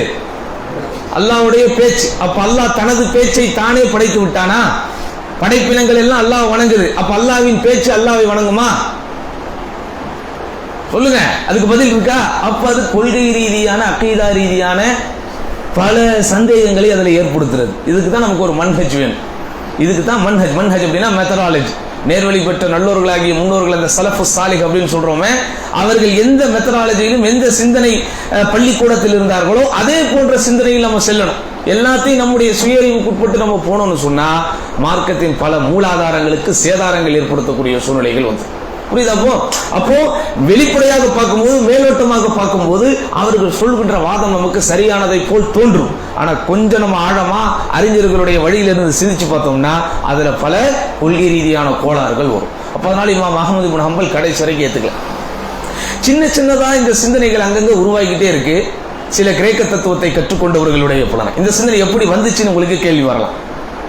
இந்த சிந்தனை எப்படி சமூகத்தில் வந்துச்சு? இந்த சிந்தனை எப்படி வந்துச்சு சொன்னா இந்த கிரேக்க தத்துவம் இருக்குல்ல, கிரேக்க தத்துவம், அந்த கிரேக்க தத்துவத்தின் பால் ஈர்க்கப்பட்டவர்கள் எதுவுமே புதிதாக கிடைக்கும் போது அவர்களுக்கு சுவையாகத்தான் தெரியும். அப்ப அதை சுமந்துக்கிட்டு சின்ன சின்னதா அங்கங்க அப்படியே இந்த கருத்தை அவங்க வந்து ஸ்ப்ரெட் பண்ணிக்கிட்டே இருக்கிறாங்க. கடைசியில் அந்த ஆட்சியாளர் ஒருவர் வருகிறார். அந்த ஆட்சியாளருக்கு இந்த கருத்து பிடிச்சு போயிடும். அவர் இந்த கருத்தின் பால் ஈர்க்கப்பட்டு தன்னுடைய இந்த கருத்தை தன் நாட்டு மக்கள் அனைவர் மீதும் திணிக்கிறார். யாரெல்லாம் இதை ஏத்துக்கலையோ அவங்களை சிறைக்கு அனுப்புகிறார், சித்திரவதை செய்கிறார், சொல்லனா துயரங்களை தருகிறார். அப்ப இந்த இமாம் அஹ்மது இப்னு ஹம்பலுக்கு யாரெல்லாம் சப்போர்ட் பண்ணாங்களோ அவங்கள பெரும்பான்மையானவர்கள் சரி நம்ம நிர்பந்தமான சூழ்நிலையில நமக்கு வந்து அவங்க சொல்ற கருத்துக்கு நம்ம உடன்படுறது தப்பு இல்லை அப்படின்னு அவங்களே ஆறுதல் சொல்லி கொண்டு என்ன செஞ்சுக்கிட்டாங்க, அந்த கருத்தை சரிங்கிற மாதிரி சொல்ல ஆரம்பிச்சிட்டாங்க. ஏன்னா ஒவ்வொருத்தரையும் கூப்பிட்டு குர்ஆன் படைக்கப்பட்டதா இருக்கப்பட்டதா என்ன சொல்ல போற அப்படின்னு இப்படி சாட்டையை வச்சுக்கிட்டு காட்டும் போது யாராக இருந்தாலும் என்ன செஞ்சிருவாங்க, உளுந்துருவாங்க. அதுக்கு அவங்களே என்ன செஞ்சுக்கிட்டாங்க, ஆறுதலும் படுத்திக்கிட்டாங்க. குர்ஆன்ல உள்ள வசனம் வருதா இல்லையா? நீங்கள் நிர்பந்திக்கப்படும் போது இந்த மாதிரி கொள்கைக்கு முரணான விஷயங்களை வாயால சொல்லலாம், ஆனா கல்வி வந்து உள்ளத்தால அதை என்ன செஞ்சிடணும், நீங்க மறுத்தரணும் அப்படிங்கிற அந்த வசனத்தை. ஆனா இதை இமாம் அஹ்மது இப்னு ஹம்பல் ஏத்துக்கல. ஏன் ஏத்துக்கல அப்படின்னு சொன்னா அல்லாஹ் வந்து நிர்பந்திக்கப்படுவதுன்னு நிர்பந்திக்கப்படவே இல்லையே. அவன் அடிப்படை மிரட்ட தானே செஞ்சான். உங்களுக்கு மிரட்டுறது வேற, அடி வாங்குறது வேற. இந்த சட்டம் எப்போ வரும் அப்படின்னா அடி நம்மளை அடிக்கிறான், சித்திரவதை பண்றான், கடைசியில உயிரே போகுது. இந்த மாதிரி டைம்ல தான் என்ன செய்யணும். இதுதான் பாருங்க, அதாவது அல்லாஹ்வை நீங்கள் முடிந்த வரைக்கும் அஞ்சுங்கள் அப்படிங்கறத எப்படி ஒவ்வொருத்தரும் எடுத்துக்கிறோம். குர்ஆன்ல வருதுங்க, வத்தகுல்லாஹ மஸ்ததாத்தும், அல்லாஹ்வை முடிந்த வரைக்கும் அஞ்சுங்கள். இது எப்படி எடுத்துக்கலாம்? முடிந்த வரைக்கும் அஞ்சுங்கள் அப்படியே எடுத்துக்கலாம், முடிஞ்ச வரைக்கும் அஞ்சுங்கள் அப்படியே எடுத்துக்கலாம். ஆமா இல்லையா? இதனாலதான் அந்த இமாம்கள் இறந்தும் இன்னும் நம் இதயங்களில் இறக்காமல் இருக்கிறார்கள். அப்போ மற்றவர்கள் எல்லாம் அடி உதைக்கு ஆளாக்கப்படுவதற்கு முன்னமேயே அவர்கள் வந்து இதை தங்களுக்கு ஆதாரம், அல்லாஹ் அவர்களை மன்னித்து விடுவான், அதற்காக நம்ம அவங்களை குறை சொல்றது நமக்கு எந்த தகுதியும் கிடையாது. ஆனா அதே நேரத்தில் இமாம் அஹ்மது இப்னு ஹம்பல் அவர்களுடைய துணிச்சலை நம்ம என்ன செய்யணுங்க, நினைவு கூறணும், நம்முடைய சந்ததிகளுக்கு அதை சொல்லிக் கொடுக்கணும். அதனால நம்ம அதை சொல்றோம். அப்போ அவங்க கடைசி வரைக்கும் என்ன செய்யல, அந்த கொள்கையிலிருந்து வெளியே வரல. பொதுமக்கள் எல்லாத்தையும் கூப்பிட்டு, ஊர்ல இருக்கிற எல்லா ஆலிம்சாக்களையும் கூப்பிட்டு நடு வீதியில இமாம் அஹ்மது இப்னு ஹம்பலை நிக்க வச்சு பயங்கரமான ஒரு சாட்டையை கையில வச்சுக்கிட்டு, அகமதே இப்போது நீங்கள் என்ன சொல்ல போகிறீர்கள், இதோ உங்களை தாக்குவதற்கு தயாராக இருக்கிறார். அவரு நீ என்ன வேணாலும் செஞ்சுக்கிற மாதிரி நிற்கிறார். ஓங்கி ஒரு அடி உழுது, பிஸ்மில்லா அப்படிங்கிறார். என்ன சொன்னாரு? பிஸ்மில்லா அப்படிங்கிறார். உலகத்துல யாராவது அடி வாங்கும் போது பிஸ்மில்லான்னு சொல்லி கேள்விப்பட்டிருக்கீங்களா? பிஸ்மில்லாங்கிறது நம்ம எப்பவும் சொல்லுவோம், எப்பதான் சொல்லுவோம், சாப்பிடும்போது சொல்லுவோம், சாப்பிட்றதுக்கு ஆட்டை இருக்கும் போது சொல்லுவோம், சொல்லணும், சொன்னா அதை நம்ம வந்து அதை நம்ம குறைச்சி மதிப்பிடலை. ஆனா பெரும்பாலும் வாழ்க்கையில நல்லது நடந்தாதான் என்ன செய்யணுமா, பிஸ்மில்லா. ஆனா அவர் அடி வாங்கும் போது பிஸ்மில்லான்னாரு. ஏன்? அவருக்கு அது நல்லது. ஏன்னா அந்த அடி அவர் யாருக்காக வாங்குறாரு? இந்த அடிக்கு பலனாக எல்லாம் வறுமையில் அவருக்கு உயர்ந்த அந்த, அதனால அவர் என்ன செய்யார், பிஸ்மில்லான்னார். அடுத்த அடி உழுது, லா ஹவ்ல வலா குவத்த இல்லா பில்லாங்கிறார். நன்மையானவற்றில் ஈடுபடுவதும் தீமையானவற்றிலிருந்து விலகவும் அல்லாவை கொண்டே தவிர முடியாது அப்படின்னு தன்னுடைய மன உறுதியை காட்டுறார். மூணாவது அடி உழுது, அல் குர்ஆனு கலாமுல்லாஹ், குர்ஆன்ங்கிறது அல்லாஹ்வால் அருளப்பட்டதுதான், அது படைக்கப்பட்டதல்லங்கிற அடி உழுந்துகிட்டே இருக்கு. 29 அடி உழுது. அந்த அடிதான் அவருடைய மரணத்திற்கு காரணமாக இருந்தது என்கிற அளவுக்கு அடி உழுந்துச்சு. அப்ப உலக மக்கள் பூரா ஒரு வழியில போனாலும் உண்மையான கொள்கையை பின்பற்றக்கூடியவன் என்ன செய்வான், அந்த தனியான வழியில போ. அதுக்கப்புறம் அந்த மன்னரும் மரணிச்சிடுறாரு. அவருடைய தம்பி ஒருத்தர் ஆட்சிக்கு வர்றாரு. அவர் கொஞ்சம் நடுநிலையான ஆள். அவர் கொஞ்சம் இதை இன்டெலெக்சுவலா அப்ரோச் பண்றாரு. சரி, குர்ஆன் படைக்கப்பட்டதா இறக்கப்பட்டதாங்கிற பிரச்சனை இஷ்யூ ரொம்ப நாளா ஓடிக்கிட்டு இருக்கு, இதை நம்ம ஒரு முடிவுக்கு கொண்டு வந்துருவோம். இமாம் அஹ்மது இப்னு ஹம்பலையும் கூப்பிடுறாரு. யாரெல்லாம் இந்த கிரேக்க தத்துவ கருத்தினால் ஈர்க்கப்பட்டானோ அவனை எல்லா பேரையும் கூப்பிடுறாரு. கூப்பிட்டு உங்ககிட்ட இருக்கக்கூடிய ஆதாரத்தை நீ போடு, உங்ககிட்ட இருக்கிற ஆதாரத்தை நீங்க சொல்லுங்கிறார். அவர்கள் தத்துவங்களை மட்டும் தான் சொல்லுகிறார்கள். அவர்கள் எதை சொல்றான்? தத்துவங்களை மட்டும் தான் சொல்கிறார்கள். இவர் அடுக்கடுக்கான குர்ஆனுடைய வசனங்களை சொல்றார். குர்ஆன்ல எவ்வளவு வசனம் வருது? அல்லாஹ் இறக்கினேன் தானங்கிறான். லாஜிக்கல் ரீசனிங்லாம் அப்புறம் இருக்கட்டுங்க. அல்லாஹ் குர்ஆனை அன்சலனா என்னது? இறக்கினான்னு வருது. ஹலக்கன்னு வருதா? அப்ப அதுவே முடிஞ்சு போச்சு. அப்படிதானா? இப்படி நிறைய ஆதாரங்கள் சொன்ன உடனே அந்த ஆட்சியாளர் இமாம் அஹ்மது இப்னு ஹம்பல் அவர்களுடைய கருத்து தான் சரியான கருத்து இருக்கிறார். அதுக்கப்புறம் இவருக்கு இவ்வளவு தாக்குதலுக்கு ஆளான தன்னுடைய சொந்த சகோதரன் அவருக்காக என்ன செய்யறாரு? மன்னிப்பு கேட்கிறார். என்னுடைய சகோதரன் அல்லாஹ்வுக்காக நீங்க மன்னிச்சிருங்க. உடனே சொல்றார், நான் அல்லாஹ்வுக்காக அவரை மன்னித்து விடுகிறேன். இப்படியெல்லாம் அவங்க தியாகம் செஞ்சதுனாலதான் அந்த இமாம்கள் இன்னும் நினைவு கூறப்படுறாங்க. அப்பதான் நம்ம ரொம்ப தெளிவா புரிஞ்சு கொள்ளணும், நம்ம யாரும் எந்த இமாம்களுக்கும் எதிரானவர்கள் அல்ல. நம்ம இமாம் அபூ ஹனீஃபாவுக்கு நீங்க ஆதரவா எதிர்ப்பா? நாங்க எல்லா இமாம்களுக்கும் ஆதரவு தான். ஆனா எந்த இமாமும் என்ன செய்ய மாட்டோம்? கண்ணை மூடிக்கிட்டு பின்பற்ற மாட்டோம். இந்த இமாமை பின்பற்றுவதனால் அந்த இமாம் இகழ்ச்சிக்குரியவர் என்றோ, இந்த இமாம் சிறப்பிற்குரியவர் என்பதனால் அந்த இமாம் குறைவுக்குரியவர் என்றோ என்ன செய்ய மாட்டோம்? நம்ம சொல்ல மாட்டோம். இன்றைக்கு இந்த மதுஹப் 4 மதுஹப் நீங்க சொல்றாங்க. அவங்களுடைய வரலாறுகள்லாம் படிச்சா ஒரு மதுஹபுக்காரர்கள் இன்னொரு மதுஹபுக்காரர்களை அடித்துக் கொண்டும் வெட்டி கொண்டும் ஏராளமான பிரச்சனைகளை உலகம் முழுவதும் செய்திருக்கிறார்கள். அப்படிதானா? மதுஹபுங்கிறது இந்தியாவில் உருவானதா? தமிழ்நாட்டில் உருவானதா? அது எங்க உருவானது? அது ஈராக்கிலும் பாரசீகத்திலும் அங்குமிங்கும் உருவாகி அங்கிருந்து வந்ததுதான். அப்ப இவங்க யாருமே மதுஹபுகளுக்கு என்ன செய்ய முடியாது? அடிப்படையில் சொந்தம் கொண்டாட முடியாது. சரி, ஏதோ அவங்க ஷியாக்களாகவும் காதியானிகளாகவும் இல்லாமல் இருக்கிற வரைக்கும் நமக்கு அவங்க மேல ஒரு சந்தோஷம் தான். புரியுதா உங்களுக்கு? அப்ப அதனால நம்ம எந்த இமாம்களுக்கும் எதிரானவர்கள் அல்ல, எல்லா இமாம்களுக்குமானவர்கள். அந்த இமாம்கள் குர்ஆனையும் சுன்னாவையும் போதிக்கும் வரை, அவங்களுடைய கருத்துக்கள் குர்ஆனுக்கும் சுன்னாவுக்கும் உடன்பட்டு இருக்கும் வரை. சிலப்போ அவர் மாற்றமா சொன்னா என்ன செய்வீங்க? அந்த கருத்துல அவரை பின்பற்ற மாட்டோம். அதுக்காக அவரை நாங்க டிஸ்குவாலிஃபை பண்ண மாட்டோம். அந்த தகுதி நமக்கு கிடையாது. புரியுதா உங்களுக்கு? சஹாபாக்களாகவே இருந்தாலும் இந்த நிலைப்பாடு. ஒரு சஹாபியினுடைய ஒரு கூற்று ஒரு குறிப்பிட்ட நபி மொழிக்கு மாற்றமா வருதா? நம்முடைய இஜ்மா என்னது? நம்முடைய பின்பற்ற வேண்டிய நிலைப்பாடு என்ன? அந்த கருத்தை விட்டுருங்க, அவ்வளவுதான். அதுக்காக அந்த சஹாபி என்ன செய்யக்கூடாது? நீங்க குறை சொல்லக்கூடாது. அப்படி போயிடும். அப்ப நம்முடைய நிலைப்பாடு, நம்ம போகக்கூடிய பாதை பயணம் ரொம்ப கிளியரானது, தெளிவானது. அன்றைக்கு 1400 ஆண்டுகளுக்கு முன்னாடி அல்லாஹ்வுடைய தூதர் எந்த பாதையில இருந்தாங்களோ, அந்த சஹாபாக்கள் எந்த பாதையில இருந்தாங்களோ அதே பாதையில இருக்கிறோம். நமக்கு இந்த ஹதீஸை ஏத்துக்கணுமா மறுக்கணுமாங்கிற எந்த பிரச்சனையும் இல்லை. எதெல்லாம் சஹீஹான இஸ்னாதோடு வந்திருக்கிறதோ அதை அன்றைக்கு இருந்த இமாம்கள் ஏற்றுக்கொண்டார்கள், நாங்களும் ஏற்றுக்கொண்டோம், எங்களுக்கு பின்னால் வருபவர்களும் ஏற்றுக்கொள்வார்கள். ஒரே பாதையில போய்கிட்டு இருக்கோம். அப்படிதானே? இல்ல என் அறிவுக்கு இது முரண்படுது, நாளைக்கு உன் அறிவுக்கு இது சரின்னு ஆயிடுச்சா நான் என்ன செய்யணும்? சொல்லுத்தா. இன்னைக்கு உன் அறிவுக்கு நீ முரண்படுது, இதை வேணான்ட்டேன். நாளைக்கு ஒரு 5 வருஷம் கழிச்சு உன் அறிவுக்கு இது சரின்னு படுதுன்னு வை, நான் என்ன செய்வேன்?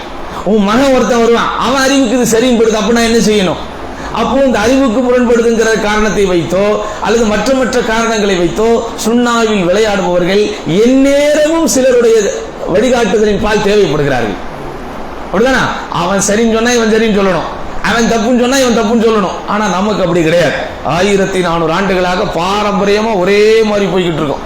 அப்ப நீங்களும் முன்னோர்கள் வழியை தானே பின்பற்றுகிறீங்க. நாங்கள் பின்பற்றுகிற முன்னோர்களின் வழி என்பது வேறு, அவர்கள் சொல்லுகிற முன்னோர்களின் வழி என்பது வேறு. இவர்கள் முன்னோர்களின் வழி என்று சொல்வதெல்லாம் 300 வருடங்களுக்கு பின்னால் நின்று விடுவார்கள், அல்லது ஒரு 400-500 வருடங்களுக்கு பின்னால் நின்று விடுவார்கள். நாம் சொல்லுகிற முன்னோர்களுக்கு உண்டான டியூரேஷன் எங்க போகுது?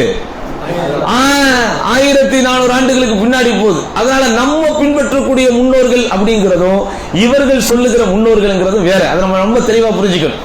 அல்லாஹ்வுடைய தூதர் என்னுடைய உம்மத்து 73 கூட்டமா வழிகடும், பிரியும். அந்த 73 கூட்டத்துல 72 கூட்டமும் எங்க போவோம்? நரகத்துக்கு போவோம். ஒரே ஒரு கூட்டத்தை தவிர. எந்த கூட்டம்? நானும் சஹாபாக்கள். முடிஞ்சு போச்சு. இதுக்கு மேல என்ன விளக்க வேணும்? ஏங்க ஹதீஸ்ல அல்லாஹ்வுடைய தூதர் ரொம்ப தெளிவா சொல்லிட்டாங்க. அல்லாஹ்வின் தூதரின் ஏதாவது ஒரு சுன்னா தனிப்பட்ட முறையில் இருக்கா சஹாபாக்கள் இல்லாம? ஃபர்ஸ்ட் சுன்னாங்கிறதுக்கு டெஃபினேஷன் என்ன? வரைவிலக்கணம் என்ன? மா உதீஃப இல நபி ஸல்லல்லாஹு அலைஹி வஸல்லம் மின் கௌலின் அவ் ஃபிஅலின் அவ் சுன்னத்தின் அவ் தக்ரீரின் அவ் வஸ்ஃபின்.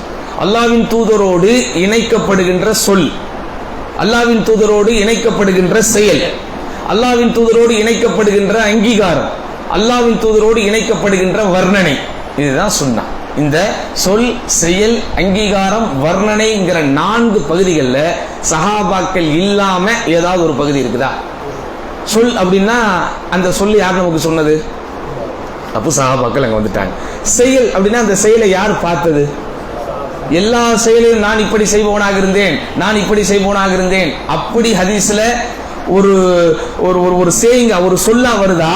அல்லாஹ்வின் தூதர் இதை செய்பவராக இருந்தார்கள், அல்லாஹ்வின் தூதர் இப்படி நடப்பவராக இருந்தார்கள், அல்லாஹ்வின் தூதர் இப்படி சிரிப்பவராக இருந்தார்கள் அப்படின்னு வருதா? எப்படித்தான் வருது? இப்படி செய்பவராக இருந்தார்கள்னு ஒரு தேர்ட் பர்சனா, ஒரு 3ஆம் இதா வரும். ஏன்னா அது அறிவிக்கக்கூடிய செகண்ட் பார்ட்டி யாரு? சஹாபா. சரி, அல்லாஹ்வின் தூதர் அங்கீகாரம் யாருக்கு கொடுத்த அங்கீகாரம்? 1400 வருஷத்துக்கு பிறகு இந்த தமிழ்நாட்டு தௌஹீதுகாரங்களுக்கு கொடுத்த அங்கீகாரமா, இல்ல அன்றைக்கு வாழ்ந்த சஹாபாக்களுடைய செயலுக்கு கொடுத்த அங்கீகாரமா? அப்ப அங்கீகாரம் போது அதுல முழுக்க முழுக்க நேரடியா 100% தலை சம்பந்தப்படுறது யாரு? சஹாபா. ரைட். அடுத்து வர்ணனை. வர்ணனை என்னது? அவங்களுடைய டிஸ்கிரிப்ஷன், செல்ஃப் டிஸ்கிரிப்ஷன், அவங்களுடைய அந்த பர்சனல் ஆக்டிவிட்டிஸ். அல்லாஹ்வின் தூதரின் சிகை அலங்காரம் இப்படி இருந்தது, அல்லாஹ்வின் தூதருடைய ஆடை இப்படி இருந்தது. அல்லாஹ்வின் தூதர் சொல்லுவாங்களா என்னுடைய சிகை அலங்காரம் இப்படி இருந்தது அப்படின்னு சொல்லுவாங்களா? இல்ல சஹாபாக்கள் அதை பார்த்து நமக்கு அப்படியே பாஸ் பண்ணுவாங்களா? அப்ப என்னங்க இது? எப்படிங்க நீங்க சஹாபாக்களை தள்ளி வச்சுட்டு சுண்ணாவை எடுத்துக்க முடியும்? இதனாலதான் நம்ம சொல்றோம், ஆரம்பத்திலிருந்து எது வழிகேடர்கள் ஆரம்பித்ததிலிருந்து அவர்களுடைய கடைசி காலம் வரைக்கும் அவங்களுக்கு பிரச்சனை சஹாபாக்கள்கிட்டையும் சுன்னாலையும். அதனாலதான் நாம் அஹ்லு சுன்னத்தி வல் ஜமாஅத் நம்மளை அடையாளப்படுத்தும். இன்னைக்கு இவங்க அஹ்லு சுன்னத் வல் ஜமாஅத்ங்கிற பேர்ல பல வழிகேடுகள் வந்துட்டதுனால நம்ம அதையும் தாண்டி எங்களை அஹ்லு தௌஹீத், நாங்கள் தௌஹீதுக்காரர்கள், அல்லது அஹ்லுல் ஹதீஸ், நாங்கள் ஹதீஸை பின்பற்றுபவர்கள், அல்லது அஹ்லுல் குர்ஆன் வல் ஹதீஸ், குர்ஆனுக்கும் ஹதீஸுக்கும் நாங்கள் சொந்தக்காரர்கள், அல்லது அஸ்ஸலஃப், நேர்வழி பெற்ற நல்லோர்களாகிய அந்த முன்னோர்களை பின்பற்றுபவர்கள் அப்படின்னு நம்மளை அடையாளப்படுத்துவதற்குண்டான நிர்பந்தத்துக்கு ஆளாக்கப்படும். இதுதான் நம்மளை இந்த பெயர்களை கொண்டு நாம் அடையாளப்படுத்துவதற்குண்டான காரணம். ஆக்சுவலி நம்ம யார்? நம்ம முஸ்லீம்கள் தான், அதுல மாற்றுக்கிறதே கிடையாது. ஏன்னா நம்ம இந்த மாதிரியான துணை பெயர்களை சொல்லும் போதெல்லாம் சில பேர் புரியாம, ஏயா அல்லாஹ் உங்களுக்கு முஸ்லீம்னு பேர் வச்சிருக்கும் போது ஏன் நீங்க இந்த பேர்ல உங்களை அடையாளப்படுத்துறீங்க? அவங்க கிட்ட திரும்பி நம்ம ரொம்ப பணிவா கேட்கிறோம், முஸ்லீம்கள் தானே, அப்புறம் ஏன் அல்லாஹ் யா அய்யுஹல்லதீன ஆமனூ இறை நம்பிக்கை கொண்டவர்களேன்னு கூப்பிடுறான்? முஸ்லீம்களேன்னு கூப்பிட வேண்டியதானே, மூமின்களேன்னு ஏன் கூப்பிடுறான்? ஏன் முஸ்லீம்னு சொல்லி முனாஃபிக்னு ஒரு கூட்டம் இருந்துச்சு. முனாஃபிக் தானே என்னங்க சொல்லிக்கிட்டான்? முஸ்லீம்னு தான் சொல்லிக்கிட்டான். அப்போ முஸ்லீம்ங்கிறது நமக்கு கொடுக்கப்பட்ட அடையாள பேர் தான், அதில் மாற்றுக்கிறது கிடையாது. ஆனா அந்த முஸ்லீம்ங்கிற பேரை ஒருத்தன் மிஸ்யூஸ் பண்ணும்போது, எப்பா முஸ்லீம்ங்கிற பேர்ல பல பேர் உள்ள வந்துட்டான், அதனால உங்களுக்கு கொள்கை ரீதியாக உங்களை அடையாளப்படுத்த வேண்டிய பேர் என்னது? முஃமின். அப்படிதானே? நம்ம எல்லாரும் இந்தியன்ஸ் தான், மாற்றுக்கிறது கிடையாது. ஆனா இந்தியா தேசபக்தி அப்படிங்கிற பேர்ல பல பேர் பல மோசடிகள் செய்வதனால நான் என்னை திராவிடியன், நான் என்னை திராவிடன், இவங்க தங்களை அடையாளப்படுத்திக்கிறாங்களா இல்லையா? நான் ஒரு தமிழ்நாட்டை சேர்ந்தவன், தன்னை அடையாளப்படுத்துறாங்களா இல்லையா?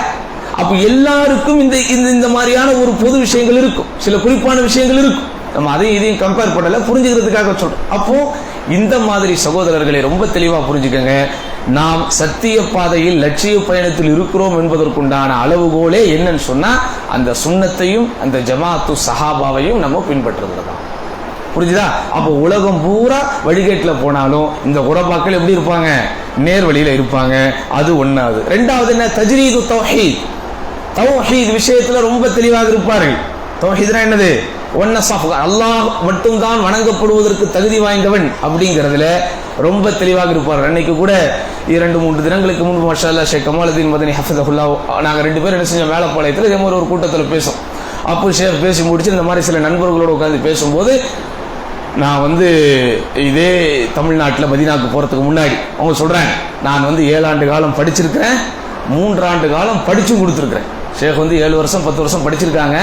சென்னையில் ஜமாலியாங்கிற அந்த புகழ்பெற்ற அரபு கல்லூரியில் 3 வருஷம் அவங்க என்ன வந்திருக்கிறாங்க, ஆசிரியராகவும் இருந்திருக்கிறாங்க. இப்படி ஒரு பெரிய மௌலானாவா வாழ்ந்தவங்க தான் நம்ம உஸ்தாதுமார்கள். அவங்க சொல்றாங்க, அந்த 10 ஆண்டு காலத்துல தௌஹீதுங்கிற வார்த்தையை நான் உச்சரித்ததே கிடையாது. காரணம், என்னுடைய உஸ்தாதுகள் எனக்கு அதை பத்தி சொல்லி கொடுத்ததும் கிடையாது. அப்ப இந்த தௌஹீதுங்கிறது எந்த அளவுக்கு நம்ம மனசுல ஆழமா பதினுங்கிறதுனாலதான் தௌஹீதையே 3ஆக பிரித்து தௌஹீதுடைய வகைகளை எல்லாம் ஆதாரங்களோட என்ன செய்யறோம், நம்ம படிக்கிறோம். அப்ப அந்த தௌஹீத் விஷயத்துல வாங்க எத்தனை மணிக்கு தான் 40 ரைட். அப்ப இந்த தௌஹீத் விஷயத்துல நம்ம என்ன செய்வோம், ரொம்ப தெளிவாக இருப்போம். அதே போன்று இந்த குரபாக்கள் என்போர் யார் அப்படின்னு சொன்னா, இந்த குரபாக்கள் என்போர் யாரிடமும் அவர்கள் இணைக்கப்பட மாட்டார்கள். எந்த தனிப்பட்ட ஷேகோ அல்லது ஒரு தரீகாவோ அல்லது ஒரு மதுஹபோ அல்லது குறிப்பிட்ட ஒரு பிரிவின் வாழ் இவங்க என்ன செய்யப்பட மாட்டாங்க, இணைக்கப்பட மாட்டாங்க. அப்ப எங்க இவங்க இணைக்கப்படுவாங்க, இவங்க எல்லோருமே அல்லாஹுக்கு அடியார்களாக இணைக்கப்படுகிறார்கள். அல்லாஹ்வின் தூதர் ஸல்லல்லாஹு அலைஹி வஸல்லம் அவர்களை பின்பற்றக்கூடியவர்களாக இணைக்கப்படுகிறார்கள். இதுதான் நம்முடைய அடையாளம். வேற யாராக இருந்தாலும் அவங்க அப்படியே அந்த செயின் போயிட்டே இருக்கும்போது ஒரு குறிப்பிட்ட ஒரு ஷேக்கோட ஸ்டாப் ஆயிடுவாங்க, ஒரு குறிப்பிட்ட இமாமோட ஸ்டாப் ஆயிடுவாங்க, ஒரு குறிப்பிட்ட மதுஹபோட ஸ்டாப் ஆயிடுவாங்க, ஒரு குறிப்பிட்ட தரீகாவோட ஸ்டாப் ஆயிடுவாங்க. ஊர்களில் தரீகா இருக்கா இல்லையா, தரீகா காதரியா, ஷாதுலியா, நக்ஷபந்தியா, அந்த பந்தியா, இந்த பந்தியான்னு ஏகப்பட்ட தரீகாக்கள் இருக்கு. ஆனா நம்ம தரீகா எந்த தரீகா, தரீகா நபவியா. எல்லாத்துக்குமே நமக்கு 1400 வருஷத்துக்கு உள்ள ஹிஸ்டரிக்கு போயிடுவோம். நம்ம 300 வருஷத்துக்கு பின்னாடியோ 500 வருஷத்துக்கு பின்னாடியோ என்ன செய்ய மாட்டோம், நம்ம ஸ்டாப் பண்ண மாட்டோம். எங்களுடைய சில்சிலா, எங்களுடைய செயின் போயிட்டே இருக்கும். அது எங்க போய் நிற்கும், நபி கிட்ட தான் போய் நிற்கும். அப்ப இந்த நபி வரைக்கும் யார் சில்சிலாவை செயின் வைத்திருக்கிறார்களோ, பாரம்பரிய சங்கிலி தொடரை வைத்திருக்கிறார்களோ, அவங்க தான் யாரு, குரபாக்கள். அப்படிதானே? நம்ம குறிப்பிட்ட இமாமோடவோ அல்லது குறிப்பிட்ட ஒரு சஹாபியின் பேரப்பிள்ளைங்கிற பேரோடவோ அல்லது குறிப்பிட்ட ஒரு குடும்பத்தினுடைய கடைசி தலைமுறையோடய நம்ம ஸ்டாப் பண்றோமா, இல்ல. நம்ம பேக்ல அப்படியே போயிட்டே இருப்போம். எவ்வளவு தூரம் போறோம், நபி ஸல்லல்லாஹு அலைஹி வஸல்லம் வரைக்கும் என்ன செய்யணுமோ போவோம். அதே போன்று இந்த குரபாக்களுடைய முக்கியமான ஒரு அடையாளம், மக்கள் எல்லாம் மார்க்கத்தை சாதாரணமாக நினைத்துக் கொண்டாலும் இவர்கள் அந்த மார்க்க விஷயத்தில் ரொம்ப தீவிரமா இருப்பாங்க. தீவிரமாக இருப்பது அப்படின்னு என்ன, மார்க்க விஷயத்துல பற்றோடு இருப்பார்கள். தீவிரம் அப்படிங்கிறதுக்கு அர்த்தமே என்ன, பற்று. மக்கள் எல்லாம் லேசா எடுத்துக்குவாங்க. ஆனா இந்த குரபாக்கள் என்போர் மார்க்க விஷயத்துல கொஞ்சம் ரொம்ப பற்றோடு இருப்பார்கள், எதையும் சாதாரணமாக நினைக்க மாட்டார்கள். அப்படிதானே? அப்போ அது நம்முடைய முக்கியமான ஒரு அடையாளம். அடுத்து என்ன, மக்கள் எல்லாம் குழப்பத்தில் இருக்கும்போது இவர்கள் தங்களை சீர்படுத்திக் கொண்டே இருப்பார்கள். குழப்பங்கள் வந்துகிட்டே தான் இருக்கும். குழப்பம் என்ன ஆகாது, ஸ்டாப்பே ஆகாது. நான் அன்னைக்கு ஒரு உதாரணம் கூட கேட்டேன். இப்போ நம்ம உயிரினங்கள்லேயே, மிருகங்கள்லேயே அல்லது விலங்கினங்கள்லேயே ரொம்ப அருவருப்பான ஒரு விலங்குனா எதை சொல்லுவோம், பன்றின்னு சொல்லுவோம். அப்படிதானே? பன்றிங்கிற வார்த்தையை கூட நம்ம சொல்வதற்கு கூச்சப்பட்டு கட்டக்கால் அப்படிம்போம். ஹின்சீருங்கிறது அரபு வார்த்தையாக இருந்தாலும் நம்ம தமிழ் சமூகத்தில் பெரும்பாலும் அந்த வார்த்தையை சொல்வதற்கு நெருப்புங்கிறதுனால சுற்றாது, பன்றிங்கிறதுனால வாய் அசுத்தமாயிராது. இருந்தாலும் அந்த பன்றிங்கிற அந்த ஒரு விலங்கினத்தை நம்ம எவ்வளவு தூரம் அருவருப்பா பார்க்கிறோம் அப்படின்னா அதற்குண்டான பேரை கூட நம்ம சொல்லாம எப்படி சொல்லுவோம், அப்ப ஏன் அல்லாஹ் அதை படைச்சு வச்சிருக்கான் சொல்லுங்கத்தா, அப்ப ஏன் அல்லாஹ் அதை படைச்சு வச்சிருக்கான். அப்படிதான் எத்தனையோ ஹராம்கள் இருக்கு. அந்த ஹராம்கள் எதையுமே அல்லாஹ் படைக்காம இருந்தா நமக்கு பிரச்சனையே இல்லையே. மனுஷனுக்கு நப்சு இருக்க போய் தான் பாவம் செய்யறோம். வழக்குகள் மாதிரி நமக்கு நப்சே இல்லாம விட்டா நம்ம ஏன் பாவம் செய்யறோம், ஏன் பாவம் செய்ய போறோம், அதெல்லாம் நம்ம சிந்திக்க முடியாது. அதெல்லாம் நம்ம நினைக்க முடியாது. அல்லாஹ்வுடைய விதி, அல்லாஹ்வுடைய தீர்மானம். தவறுகளும் குற்றங்களும் சமூகத்திலே இருக்கும் போதுதான் அதனை தொடாம இருந்து என்ன செய்யணும், உன்னுடைய நேர்மையை நீ நிரூபிக்கணும். என்னுடைய நேர்மையை நான் எப்படித்தான் நிரூபிக்க முடியும், நான் தொடக்கூடாத, நான் சீண்டக்கூடாத, தீண்டக்கூடாத விஷயங்கள் இருக்கும், இருந்தும் நான் என்ன செய்யக்கூடாது, சீண்டக்கூடாது, தீண்டக்கூடாது. அப்பதான் என்னுடைய நேர்மையை நான் நிரூபிக்கிறது. தப்பு செய்யறதுக்கு ஒண்ணுமே இல்லை. செல்போன் இல்லை, இன்டர்நெட் இல்லை, மதுக்கடைகள் இல்லை, வட்டி கடைகள் இல்லை, கடை தெருக்கள் இல்லை. சொல்லுங்க, எனக்கு தப்பு செய்ய சான்ஸ் இருக்குமா? இன்னும் பாருங்க, அதாவது அல்லாஹ்வுக்கு மிக விருப்பமான இடம் பள்ளிவாசல்கள், அல்லாஹ்வுடைய கோபத்திற்கு அதிகம் ஆளாகிற இடம். அப்ப கடை நடத்துறதெல்லாம் ஹராமா? எப்படித்தான் புரிஞ்சுக்குவீங்க நீங்க? ஏங்க ஹதீஸ்ல எப்படிங்க வருது? ரைட், அல்லாஹ்வுக்கு ரொம்ப விருப்பமான இடம் பள்ளிவாசல், ஓகே, அது ஏத்துக்கிறோம், அது எந்த பிரச்சனையும் கிடையாது. அல்லாஹ்வுக்கு அதிகம் கோபம் வர்ற இடம் எது? அப்ப அங்க கடை நடத்துறவன்லாம் அல்லாஹ்வுடைய கோபத்திலே இருக்கிறானா? எப்படி புரிஞ்சுக்குவீங்க அதை? இந்த இடத்துல நீங்க இருக்க அல்லாஹ்வுடைய விருப்பத்தை பெற்றுக்கிட்டே இருக்கிறீங்க. நீங்க அங்க தேவையில்லாம உங்களுடைய நேரத்தை நீங்க செலுத்த அல்லாஹ்வுடைய கோபத்துக்கு அங்க எப்போ வேணாலும் வரும். ஏன் ஆண் பெண் கலப்பு அங்கதான் இருக்கு, அனாச்சாரங்கள் அங்கதான், ஏமாத்துறது அங்கதான், துரோகங்கள் அங்கதான், மோசடிகள் அங்கதான், பிக் பாக்கெட் அங்கதான். அப்படிதானே? இப்படி நிறைய விஷயங்கள், சமூக கொடுமைகள், சமூக சீர்திருத்தத்துக்கு எதிரானவைகள் எல்லாம் அங்கதான் நிறைய இருக்கு. அப்போதனால அங்க போனா வேலையை முடிச்சுட்டு உடனே வந்து. ஆனா இன்னைக்கு மக்கள் வாழ்க்கை தலைகீழ, இங்க வந்தாதான் வேலையை முடிச்சுட்டு உடனே ஓடுறோம். அப்படிதான் பள்ளிவாசலுக்குள்ள வந்தாதான் நம்ம அய்யூப் அலி ஃபைசி சொன்ன மாதிரி இங்க ஒரு சலாம் கொடுப்பான், அடுத்த சலாம் அங்க போய் கொடுப்பான் பாரு. அந்த மாதிரி பள்ளிக்குள்ள ஒரு சலாம், அடுத்த சலாம் வீட்டுக்குள்ள கொடுக்குற மாதிரி ஓடுறான் வேலையை முடிச்சுட்டு. ஆனா அங்க வேலையே முடிஞ்சாலும் தானே 8:30 மணியாவது, ஒரு 1 மணி நேரம் சும்மாவாவது சுத்தவும். ஒரு பொருளை வாங்க வந்திருப்பான், வாங்கியிருப்பான். அதை வாங்கிட்டு துணை பொருள் சிலதும் வாங்கியிருப்பான். இருந்தாலும் அவனுக்கு அந்த இடத்த விட்டு போறதுக்கு மனசு வராது. சும்மா நாத்துக்கு யாருக்கா போன் அடிச்சு இங்கே தான் நினைக்கிறேன் நீ ஃப்ரீயா இருந்தா வான்னு 4 பேரை கூப்பிடுவான். வாங்குறதுக்கு எதுவுமே இல்லாட்டாலும் பொண்டாட்டி அதை வாங்கித்தா இதை வாங்கித்தான்னு சொல்லும் போதெல்லாம் கண்டுக்க மாட்டான். ஆனா இவன் கடத்திற்குள்ள போயிட்டா சும்மா நாத்துக்கு அவளுக்கு போன் அடிப்பான். மார்க்கெட்ல தான் இருக்க ஏதாவது வேணுமா டக்குன்னு மெசேஜ் அனுப்பும்பான். ஏன் கடை தெருக்குள்ள இருக்கிற கல்வி அவ்வளவு சீக்கிரம் வெளியே வந்துடாது. இப்படி நிறைய விஷயங்கள் இருக்கு, ஆமாவா இல்லையா? அப்ப அதனால மக்கள் எல்லாம் வழிகட்டு இருக்கும் போது இவங்க எப்படி இருப்பாங்க, தங்களுடைய காரியங்களை அவர்கள் சீர்படுத்தி கொண்டிருப்பார்கள்.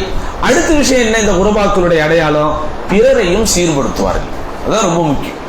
அதை செய்வதற்கு நம்மள பல பேரும் எல்லாருமே என்ன செய்யணும், தயாரா எடுத்துக்கிட்டே இருக்கணும். நம்ம வரைக்கும் இந்த விஷயங்களை பெற்றுக்கொண்டா போகாது, பிறருக்கு என்ன செய்யணுமோ கொடுத்துக்கிட்டே இருக்கணும். இறுதியா ஒரே ஒரு வசனத்தை சொல்லி நான் முடித்துக் கொள்கிறேன். குர்ஆனில் அல்லாஹ் குறிப்பிடுகிறான், ஃபலௌலா கான மினல் குரூனி மின் கப்லிக்கும் உலு பக்கியத்துன் யன்ஹூன அனில் ஃபஸாதி ஃபில் அர்தி இல்லா கலீலன் மிம்மன் அன்ஜைனா மின்ஹும் வத்தபஅ அல்லதீன ஸலமு மா உத்ரிஃபு ஃபீஹி வ கானூ முஜ்ரிமீன்.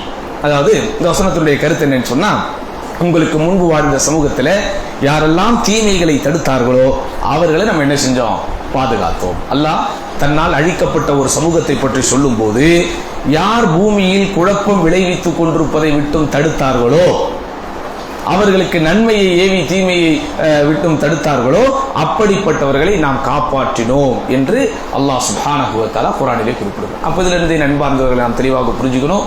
உறவாக்கள் என்போர் அல்லாஹ்வுடைய விருப்பத்திற்குரியவர்கள், உறவாக்கள் என்போர் அல்லாஹ்வுடைய அருளுக்குரியவர்கள், உறவாக்கள் என்போர் மக்கள் எல்லாம் சீர்கேட்டிலும் வழிகேட்டிலும் இருக்கும்போது அவர்கள் தூய்மையான ஒரு கொள்கையிலே இருப்பார்கள். அதற்காக அவர்கள் தவறுக்கு அப்பாற்பட்டவர்கள் என்றோ பாவக்கரையே படாதவர்கள் என்றோ அர்த்தமில்லை. மனிதனாக பிறந்த யாராக இருந்தாலும் அவன் தவறுக்குரியவன் தான், பாவக்கரை படக்கூடியவன் தான். ஆனாலும் அவன் கொள்கை சீராக இருக்கும். அவன் தப்பு செய்தாலும் தவறு செய்தாலும் அல்லாஹ்விடத்திலே உள்ள மீட்சியோடு அவன் தௌபா தேடக்கூடியவனாக இருப்பான். அவன் அளவில் அவன் மார்க்கத்தை கடைபிடிப்பான், பிறருக்கும் மார்க்கத்தை எத்தி வைப்பான். அவன்தான் உண்மையான உறவாக்களை சேர்ந்தவன். அப்படிப்பட்ட நல்ல மக்களாக வல்ல ரஹ்மான் அனைவரையும் ஆக்கியருள்வானாக. யா அல்லாஹ், எதை நாங்கள் சொல்கிறோமோ எதை நாங்கள் கேட்கிறோமோ அதன்படி வாழுகிற பாக்கியத்தை எங்கள் அனைவருக்கும் தருவாயாக என்று வேண்டி வாய்ப்புக்கு நன்றி கூறி முடித்துக் கொள்கிறேன். வாஹிரு தஅவானா அல்ஹம்துலில்லாஹி ரப்பில் ஆலமீன். அஸ்ஸலாமு அலைக்கும் வரஹ்மத்துல்லாஹி வபரகாத்துஹு. துஆ இல்லாமா என்னென்ன பாயிண்ட் சொல்லியிருக்கேன்? சுன்னாவை பின்பற்றுவார்கள். ரெண்டாவது, மூன்றாவது